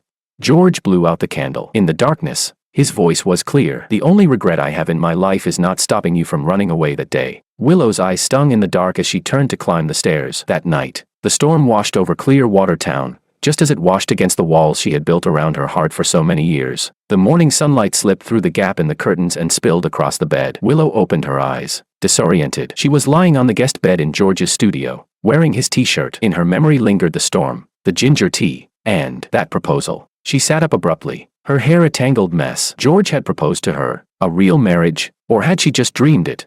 From downstairs came the clatter of pans and the aroma of coffee. Willow ruffled her hair and patted down the stairs quietly. George was at the small kitchen stove, his back to her, frying eggs. He wore gray lounge pants and a white tank top, the muscles of his shoulders shifting with each movement, sunlight gilding him like a halo. "Morning." Willow leaned against the doorframe, her voice hoarse. George turned, the faintest of smiles tugging at his lips. "Sleep well?" "Not bad." Willow took the coffee he handed her, carefully avoiding his gaze. "About last night, have you decided?" George slid the eggs onto a plate, moving with the same calm as if they were discussing the weather. Willow stared into the swirling surface of her coffee. "I need more information." "Like what?" She lifted her head. "Like, if we marry, where would we live? You can't stay in Clearwater Town forever." George set the plate on the small table. "I have a job offer in Singapore. We could leave any time." Willow's eyes widened. "Singapore? When did you apply?" George sat down and cut into his egg. "Half a year ago. I originally planned to take you with me after the wedding." A pang tightened Willow's chest. So George had long had a plan, a fresh start that didn't depend on Pablo. And she had wrecked it all with her runaway wedding. And now, she asked quietly, "Plans the same?" George bit into his toast. "Only difference is, it's no longer a honeymoon trip, but an escape." Willow couldn't help but laugh. "Sounds like a crime movie." "Life already is a bad crime movie," George said, sipping his coffee. "We're both the victims and the criminals." Willow was about to reply when a sharp knock pounded the door. George frowned, got up, peeked through the peephole, and his expression darkened instantly. "What is it?" Willow whispered. George turned to her. "Your father's here." The fork slipped from Willow's hand and clattered against the plate. "What?" He brought 4 bodyguards. They're right at my door. George's voice was unnervingly steady. There'll be men at the back exit too. Willow jumped up, panicked, glancing around. We have to run. No escape. George gripped her wrist. Listen, whatever happens, remember our plan. What PLA? The door crashed open. Pablo's towering figure filled the doorway, 4 men in black suits looming behind him. In just 3 months, her father seemed older, gray at the temples, but the sharpness in his eyes was undimmed. Found you. Pablo's voice was like a blade scraping glass. Instinctively, Willow shrank behind George. The small movement seemed to enrage her father further. He strode inside, one bodyguard shutting the door behind him. Willow, pack your things. You're coming home with me. Pablo's command was iron. I'm not going back. Willow forced herself to meet his gaze. And I won't marry Makoto. Chapter 7. Pablo sneered. It's not up to you. He turned to George. And you, boy, do you know how many years fraud gets you? George raised an eyebrow. Fraud? What fraud? Using marriage as a pretense to obtain property, then reselling it. Pablo pulled a document from his pocket. The court has already filed the case. Willow snatched the paper and skimmed it quickly. This is impossible. You forced the engagement. Got proof? Pablo smirked. I've got the engagement banquet photos, the property transfer contract, and George's sales record, witnesses and evidence, all there. Willow shook with rage. You shameless bastard. George, however, remained unnervingly calm. Mr. Liu, why make things so complicated? Just say what you want. 2 things. Pablo raised 2 fingers. First, Willow comes home and marries. Second, you return the money from the house sale and sign a non-disclosure agreement. Non-disclosure agreement. Willow frowned at George. The corner of George's mouth curved slightly. Afraid I'll mention Liu Corporation's financial fraud. Mr. Liu. Pablo's face instantly darkened. What nonsense are you spouting? Last year, in Q3, you inflated the progress of the Golden Bay project by 30%. Tricking the bank into issuing $270 million in loans. George's tone was as calm as if reporting the weather. Want me to keep going? Willow's eyes widened. How did George know this? Pablo's expression shifted from anger to shock, then settled into a dangerous calm. And you think anyone would believe you on your word alone? I have the original reports and photos from the project supervisor. George shrugged. Enough for the Securities Commission to open an investigation. Pablo suddenly snatched a water glass from the table and hurled it at the wall. Glass shattered, shards flying everywhere. You dare play me? George pulled Willow behind him, shielding her from the shards. Right back at you, Mr. Liu. The tension in the room was suffocating, until chaos broke out outside the door. A shrill female voice cut through. Let me in. I need to see George. Everyone froze. George frowned. Who? The door burst open. A young woman in a tight red dress rushed in, makeup immaculate, her belly slightly rounded. Her eyes locked on George, and tears welled instantly. George, I finally found you. She flung herself toward him. Our baby. You can't abandon our baby. Time seemed to freeze. Willow stared at the woman claiming to be pregnant with George's child, her mind buzzing. George looked like he'd seen a ghost. Sophia, you're pregnant. 4 months already. The woman, Sophia, sobbed. The night you abandoned me. That's when it happened. I've been searching for you ever since. Pablo's mouth curled into a victorious smile. Looks like my daughter was right to run from this marriage. Mr. Wong, your character is truly impressive. Willow stood rooted to the floor, her legs heavy as stone. Was this real? George had an ex-girlfriend, and got her pregnant. Then what did last night's proposal mean?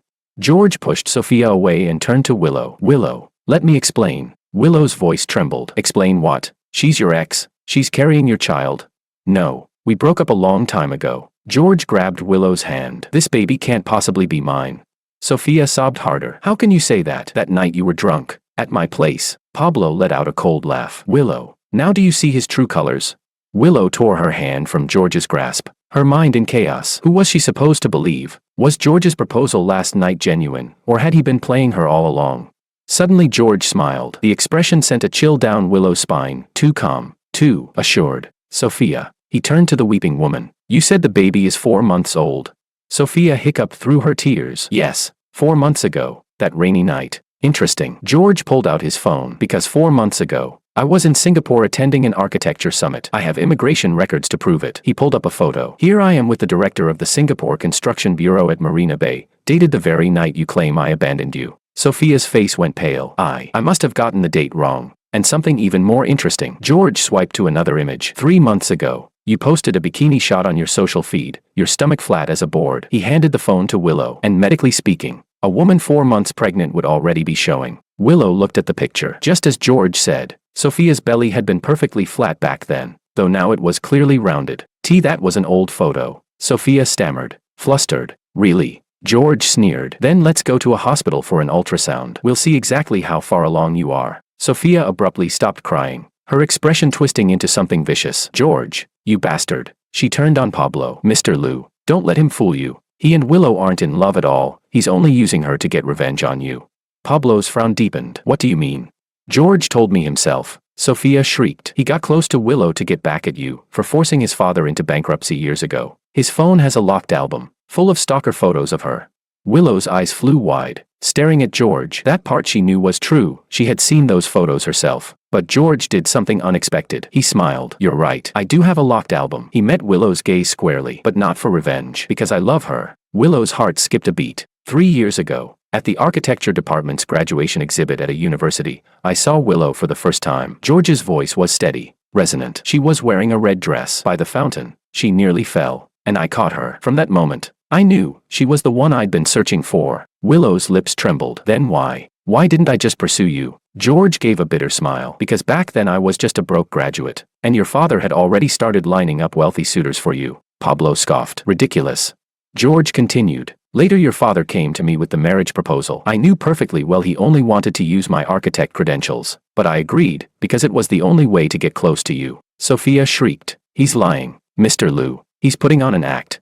George ignored her. Those photos, I paid people to take them because I wanted to know the real you. Not the socialite daughter at the banquets, but Willow in her everyday life. Willow's eyes burned. She remembered those images, the side of her face while reading in the library, her frustrated frown trying to make latte art at the cafe, the smile she gave when feeding stray cats on the street, each captured so naturally, so full of love. Enough. Pablo cut him off harshly. Willow, you're coming home. This man is a liar and not worth your trust. Willow stood frozen, torn between her father, George, and her own heart. Then George suddenly dropped to one knee, in front of everyone, and took her hand. Willow, I know this isn't the most romantic place, but I'll ask again, will you marry me? Not a fake marriage, a real one. Willow's eyes widened. Are you insane? Now. Right now. George's gaze was unwavering. In front of everyone. I want your father to know, I'm not here for money, or revenge, but because I love you. Absurd. Pablo roared. He turned to his bodyguards. Take her away. 2 men grabbed Willow by the arms. George jumped up, blocking them. Don't touch her. George. Willow cried in panic. Willow, answer me. George locked his eyes on hers. Yes or no? Time froze. Willow stared into his unwavering gaze, and suddenly she understood her own heart. From the moment they met again at the cafe, she had resisted, but had always been drawn in. His deftness fixing pipes, his focus in the kitchen, even his cunning when outsmarting her father. All those pieces formed a man she couldn't help but love. Yes, she whispered, then louder. Yes, I'll marry George. Pablo's face turned livid. You've been brainwashed. He barked at the guards. Take her, now. The bodyguards tore them apart. Willow struggled fiercely. Dad, you can't do this. Enough. We'll talk at home. Pablo dragged her toward the door. In the chaos, George was shoved against the wall by 2 more guards, but still shouted, Mr. Liu, don't forget those files. If you harm Willow, they'll be on the Securities Commission's desk by morning.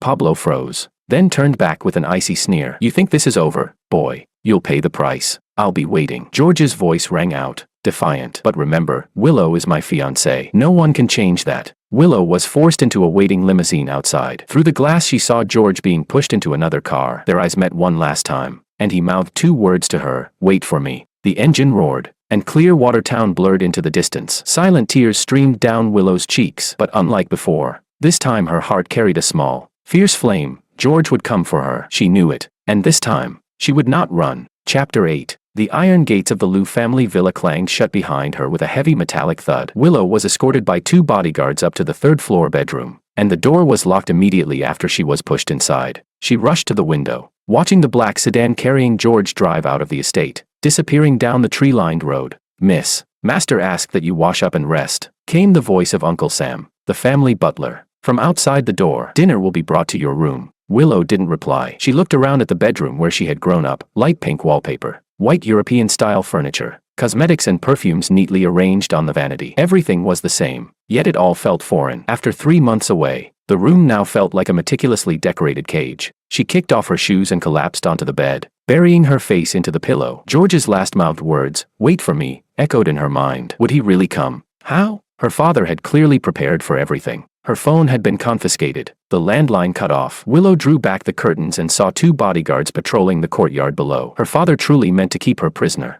From the bathroom came the sound of running water. Willow sat up, alarmed, and pushed open the door. The bathtub was already filled with steaming water. Rose petals floating on the surface. Scented candles and bath salts were arranged neatly at the side. What was this supposed to mean? First force, then comfort. Willow, may I come in? Her mother's voice came gently from outside the door. Willow opened it. Her mother stood there holding a tea tray, a worried smile on her face. After 3 months apart, the lines at the corners of her eyes were deeper, but she was still elegant, still composed, her pearl earrings glinting softly in the light. Mom. Willow stepped aside to let her in. Did father send you to persuade me? Her mother set down the tray and sighed softly. I came to see my daughter. She smoothed Willow's hair with a tender hand. 3 months, and not a single phone call. Willow's eyes burned. I'm sorry. Silly child. Her mother sat with her on the edge of the bed. Your father is truly angry this time, but also truly desperate. The company's situation is worse than you imagine. Willow frowned. How bad? Very bad. Her mother lowered her voice. If the Ito family's funds don't come through, next month we won't even be able to pay the employee salaries. Willow gasped. The Lu Corporation was worth billions. How could it have fallen so far?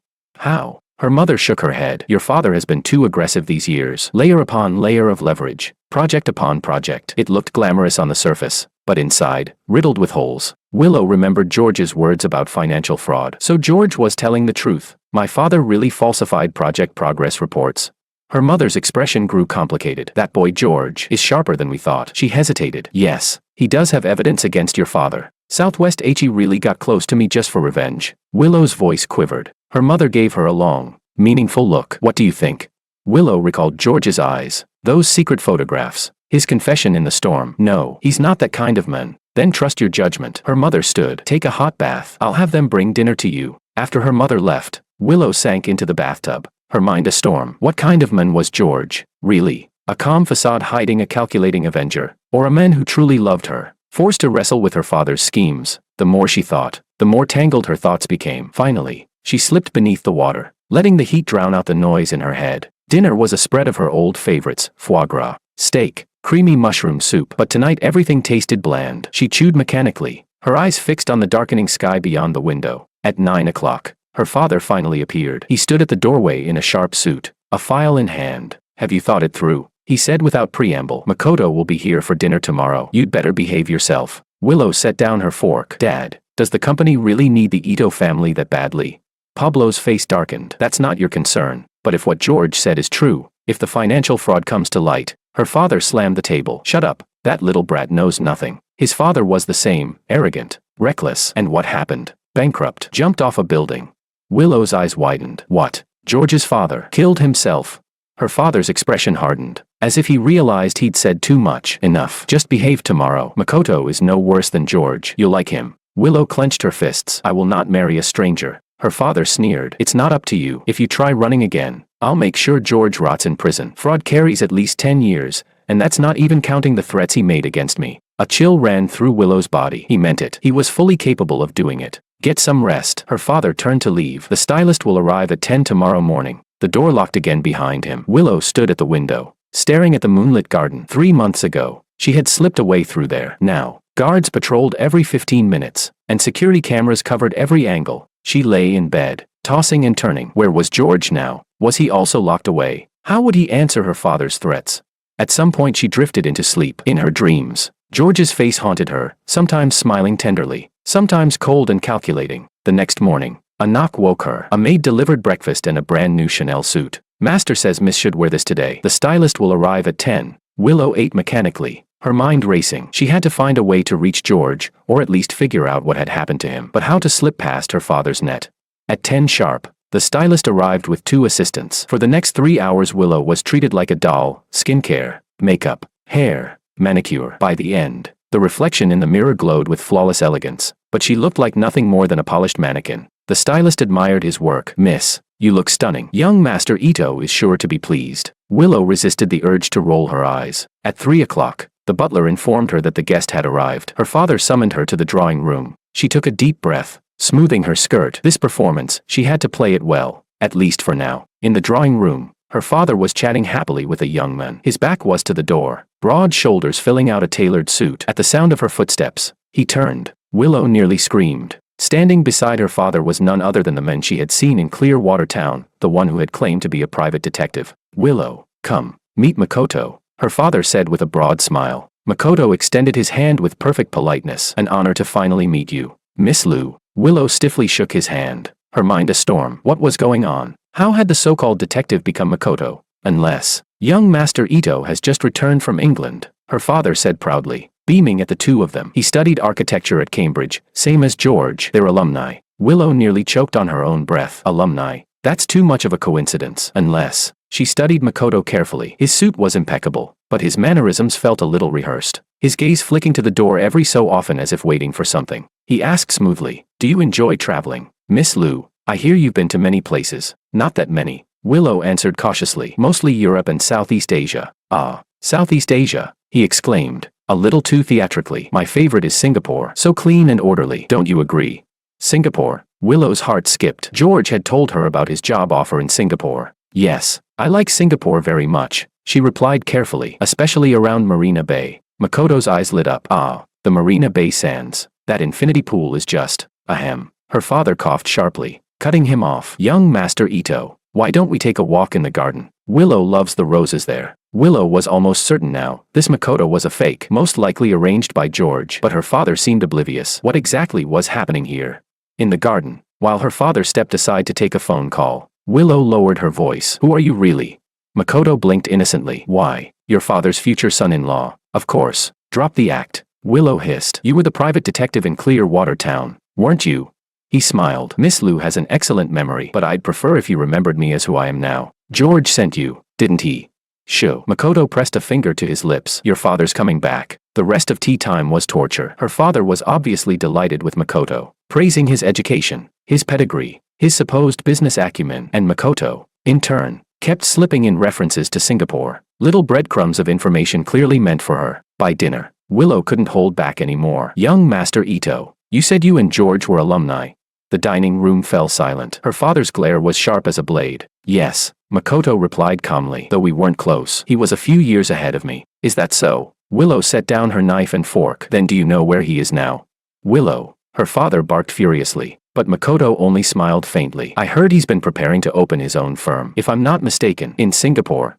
Her father's face twisted with rage. Young Master Ito, enough of this irrelevant chatter. Of course, Mr. Liu. Makoto nodded obediently, but under the table, he gave Willow's foot a light kick. After dinner, her father insisted that Willow walk Makoto to the door. The two moved down the long corridor, bodyguards trailing at a distance. Tell George, Willow muttered under her breath. I've had enough of these games. Makoto's smile never faltered. He asked me to tell you, 72 hours. What does that mean? In 72 hours, everything will be resolved, he said with a meaningful glint in his eyes. Please be patient. Don't do anything rash. Willow frowned. And if I do? Then he'll be very hurt. Makoto opened the car door. After all, he loves you that much. Watching his car disappear down the drive, Willow trembled. What was this? George sending someone to impersonate her suitor? Was this his grand plan, or another elaborate trick? Back in her room, she found her mother sitting on the bed. Met young Master Ito? Her mother asked lightly. Willow gave a cold laugh. Don't pretend, Mom. That wasn't Makoto. Her mother's expression didn't flicker. Oh, then who was it? George's man. Willow locked eyes with her. You knew, didn't you? Her mother rose and walked to the window. Your father has made too many enemies over the years, she said softly, including the real Makoto. Willow's eyes widened. What do you mean? I mean, Makoto isn't coming. Her mother turned back, a mysterious smile curving her lips. There's another performance tomorrow. Rest well. When her mother left, Willow was more confused than ever. Her mother was clearly part of something, part of George's plan, yet her father was completely oblivious. Still lost in his fantasy of saving the company through marriage, she lay awake, replaying Makoto's words. 72 hours. What was George planning? Why was her mother helping him? The next morning, the house erupted in chaos. From the servants she overheard that Makoto had gone missing. The real Ito Corporation had called, insisting their heir was still abroad, with no plans to return anytime soon. Willow nearly burst out laughing. George's move had been ruthless, leaving her father humiliated. But what came next? By noon, the shock escalated. The Securities Commission had launched a surprise raid on Liu Group headquarters, seizing financial records. Before rushing off to the company, her father barked orders that Willow's guards be doubled. She was not to step beyond her room. At the window, Willow watched his car speed away. Now she understood George's plan. He wasn't just saving her, he was dismantling her father's control piece by piece. The fraud evidence had finally been unleashed. But what did 72 hours mean? What was supposed to happen in 3 days? Should she sit quietly and wait, or, that evening, her mother slipped into her room, handing her a phone. George told me to give you this. Only one number stored. Use it if it's urgent. Willow clutched the phone, her heart pounding. Mom, what are you all planning? To give you freedom, her mother said simply. But you must cooperate. How? By waiting. Willow nearly screamed. Wait until when? Her mother's voice carried a deeper meaning. Wait until your father has no time left to control you. It won't be long. After she left, Willow switched on the phone. The contact list contained only one number, marked with a single letter, M. She hesitated, but didn't dial. If this was a crucial piece of George's plan, she couldn't risk disrupting it too soon. By the third morning, the tension in the house was palpable. Her father hadn't returned all night. The company was clearly in crisis. The financial news on TV confirmed it. Lu Group under investigation for fraud. Stock price plunges 50%. The screen showed her father surrounded by reporters, his face dark with fury. Then it struck her. This was what George had meant by 72 hours. 3 days. Enough to bring a corporate empire crashing down from within. At noon, her mother burst into the room. It's time. Your father's been summoned for questioning by the Securities Commission. He won't be back until tonight. She handed Willow a bag. Inside were cash, a passport, and a set of car keys. There's a car waiting in the garage. Willow stared, stunned. You want me to run away now? Not to run, her mother corrected gently. To go find the one you love. Tears welled in Willow's eyes. Mom, go. Her mother embraced her tightly. George is waiting. Willow changed into the plain clothes her mother had prepared, slipped on a baseball cap and mask. Guided by her mother, she took the servant's staircase down to the garage. There it was, an inconspicuous gray sedan. Engine ready. Remember, her mother whispered one last time. Whatever happens, don't run away again. Face it. Willow hugged her fiercely, then slid into the driver's seat. As the car rolled out of the Lu estate, she didn't look back. This time, she wasn't fleeing from something, she was driving towards something. The GPS was already set to a destination, Clearwater Town. Would George really be there, waiting for her, or was another twist waiting? Willow didn't know. But for the first time, the unknown didn't frighten her, because now she understood. True freedom wasn't an escape, it was in having the courage to choose her own path. The car merged onto the highway. Willow pressed harder on the accelerator. 72 hours were up. The game was about to end. Chapter 9. Clearwater Town was quieter than Willow remembered. She parked the car at the old street corner and walked toward George's studio. Night had already fallen,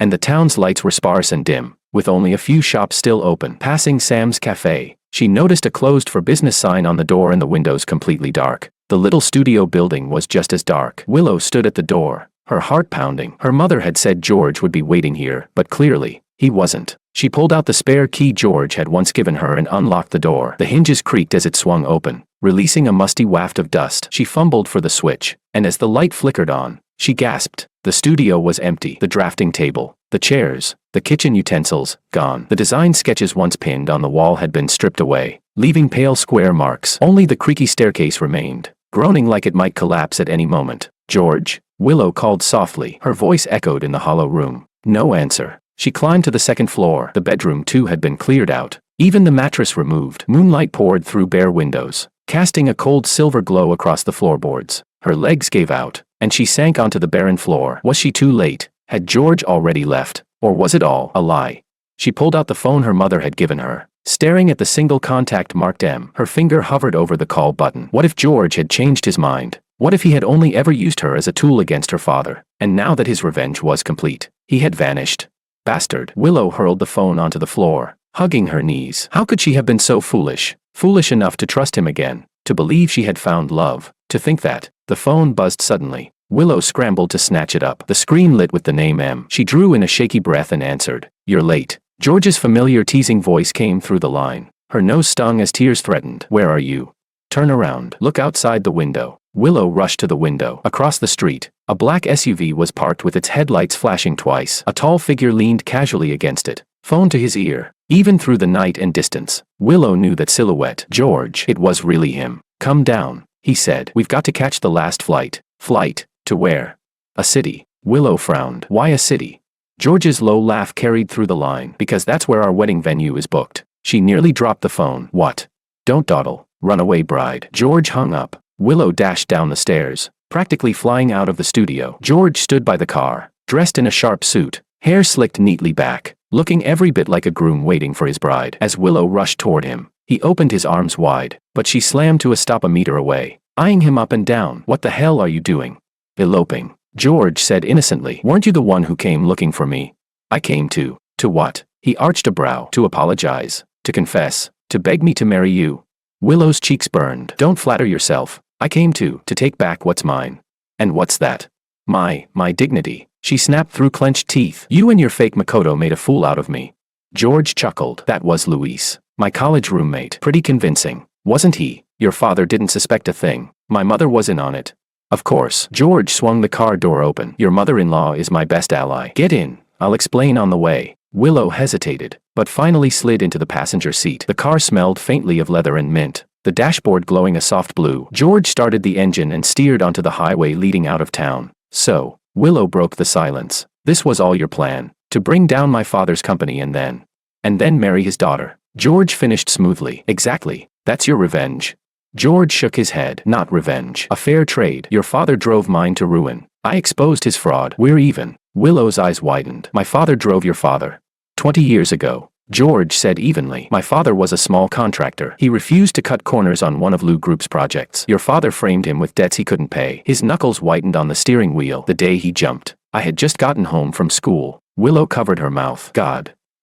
George, I didn't know. Of course you didn't. George let out a bitter laugh. Your father's very good at burying his filth. It took me years, even after university, to uncover the truth. So you did approach me for revenge. Willow's voice trembled. The car roared up the highway. George overtook a truck before answering. At first, yes. But then what? Then I realized Pablo's daughter was nothing like her father. He glanced at her. You're defiant, stubborn, but you're also kind and brave. You swapped champagne for grape juice at a gala because you knew driver Wang was allergic to alcohol. You funded that single mother's tuition and never signed your name. You even leaked evidence to one of your father's rivals when they were falsely accused. Willow gaped. You, how do you know all that?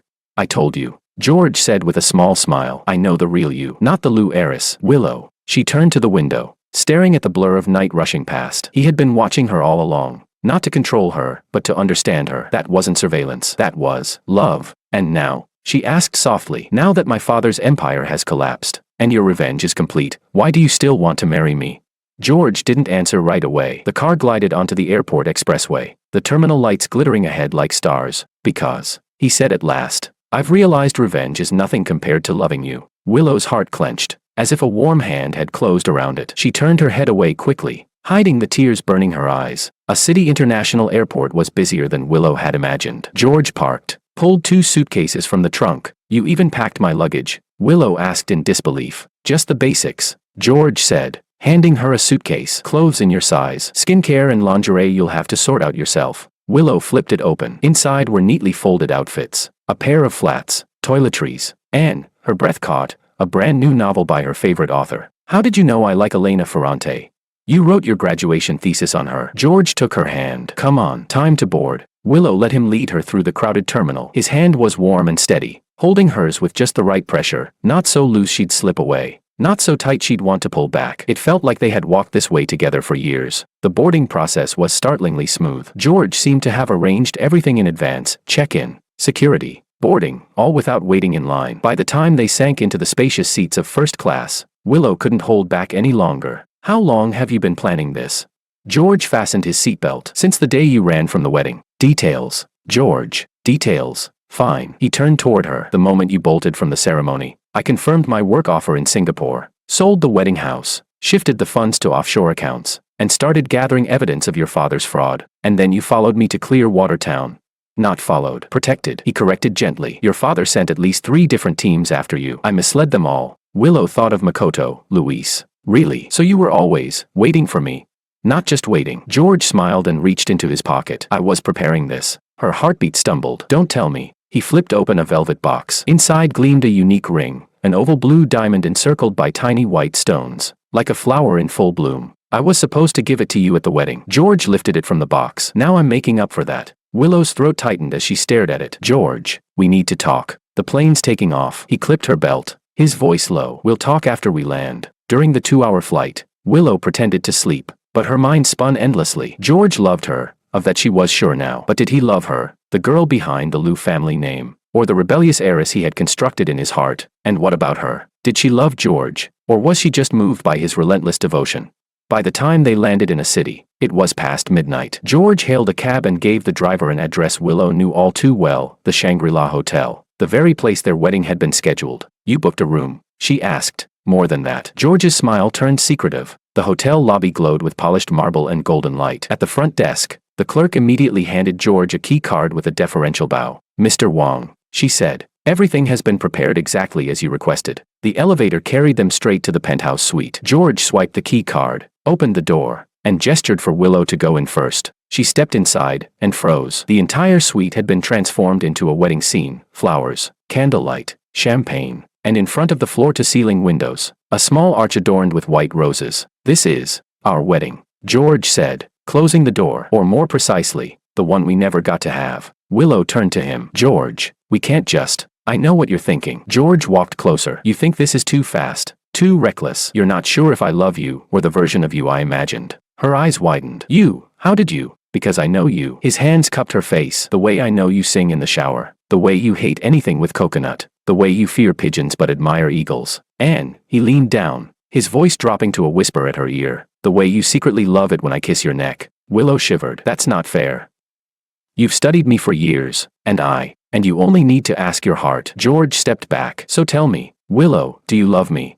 The room was so silent that only their breathing could be heard. Willow looked at George's face, bathed in candlelight, and suddenly knew her answer. This arrogant, brilliant, stubborn man had loved her in his own strange way, by knowing her, waiting for her, refusing to give up on her. And she, perhaps from the very moment she ran from the altar, had loved him too. "Yes," she whispered, then louder, "I love you, George." His eyes lit up, but the next words out of his mouth nearly made her punch him. "Good. But before marriage, we'll need a medical check. I'm not taking second-hand goods." "What?" Willow's hair nearly stood on end. "George, you bastard."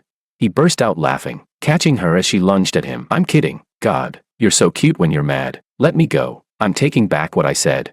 Too late. He held her tighter. "You already confessed. Now you're stuck with me." She glared up at him. "You planned this all along. From beginning to end." He grinned smugly and admitted, "You enjoyed every bit." Willow suddenly rose on her toes and kissed him. The move surprised George, but only for a second before he deepened the kiss. By the time they broke apart, both were breathless. "So that's a yes to marriage?" he asked. Willow smirked. "Ask me tomorrow morning." The next morning, sunlight streamed through the curtains. George stirred awake, only to find the bed empty. "Willow." He sat up, scanning the suite. No answer. The bathroom door was open. No one inside. The living area was silent. On the coffee table lay a single note. "Went to pick up the wedding dress. Be there at noon sharp. Don't be late. Groom, the runaway bride." George stared at the note, and then he laughed. This time, he was sure she'd come. 11:50 a.m. Shangri-La Hotel Ballroom. George, dressed in a black tuxedo, stood beneath the flower arch. The seats held only a few close guests: Willow's mother, Maria, Luis, and a handful of George's friends. Pablo was absent. Luis whispered, "You really think she'll show? Last time, she'll come." George checked his watch. 7 minutes left. The seconds ticked by. At 11:59, the doors were still shut. His jaw tightened, though his eyes remained fixed on them. Mrs. Liu tried to reassure him. "Don't worry. Willow isn't the same as before." At exactly 12 o'clock, the double doors flew open. Everyone turned, and the doorway stood empty. George's heart sank. Had he been tricked again? Just as he was about to step down to check, music suddenly swelled. The side door of the hall opened, and there came Willow, radiant in white. Not the traditional bridal entrance, no father on her arm, no solemn steps. Instead, she ran lightly down the aisle, her gown flying behind her, her face lit with a brilliant smile. George stood rooted as she drew closer, his heartbeat pounding like it might burst from his chest. This time, she wasn't being forced toward marriage, she was running into love. 30 seconds late, Willow panted as she stopped in front of him. "Traffic." George laughed. "Worth the wait." The officiant cleared his throat. "Ladies and gentlemen, we are gathered here today." Willow barely heard the rest. All she saw was George's eyes, brimming with pride and love. When the words finally came, "You may kiss the bride," George leaned in and whispered at her ear, "This time, you can't run." Willow smiled and pressed her lips to his. "Who said I was running?" 3 years later, Marina Bay, Singapore. Willow stood at the floor-to-ceiling window, gazing out at the glittering skyline behind her. George was coaxing their 6-month-old daughter to sleep. "She's finally out," he whispered, lowering the baby gently into the crib. "Harder than negotiating 10 clients." Willow turned with a laugh. "So even the great architect George admits defeat. Only to the two of you." He came up behind her, wrapping his arms around her waist. "What are you thinking about?" "Our first meeting." She leaned back into him. "Was it really at the graduation exhibition?" "As real as it gets." He kissed the crown of her head. "You wore a red dress. Nearly fell by the fountain. I caught you." She turned to face him. "Then why didn't you chase me sooner?" "Because I was just a broke graduate back then." George chuckled. Looking back, though. Going straight after you might have been easier than the long way around. He drew in a deep breath. He could almost hear again the roar of 300 guests that night. The extravagant wedding Pablo had paid millions for, and the bride who ran. Your father, George said, pulling a mock terrified face. Again, didn't he just come over last month? He's more in love with you than with me these days. Willow rolled her eyes. George, come look at this new project. George, check this contract for me. George laughed aloud. Well, I am his favorite son-in-law. Shut up. She swatted him with a cushion. Go check the baby monitor. I think it's out of signal. As George headed toward the nursery, he called back. Oh, and remind your dad about that project file he mentioned. You tell him yourself. That'd look too eager. He winked. I'm the noble son-in-law. Remember, not here for money, only for love. Willow hurled the cushion at him. Hypocrite. George caught it with ease, grinning like a mischievous boy. Outside, Singapore's skyline sparkled like a field of stars. Inside, a small family wrote their own quiet story of happiness. From runaway bride to cherished wife, from defiance to devotion. This time, no one was running anymore.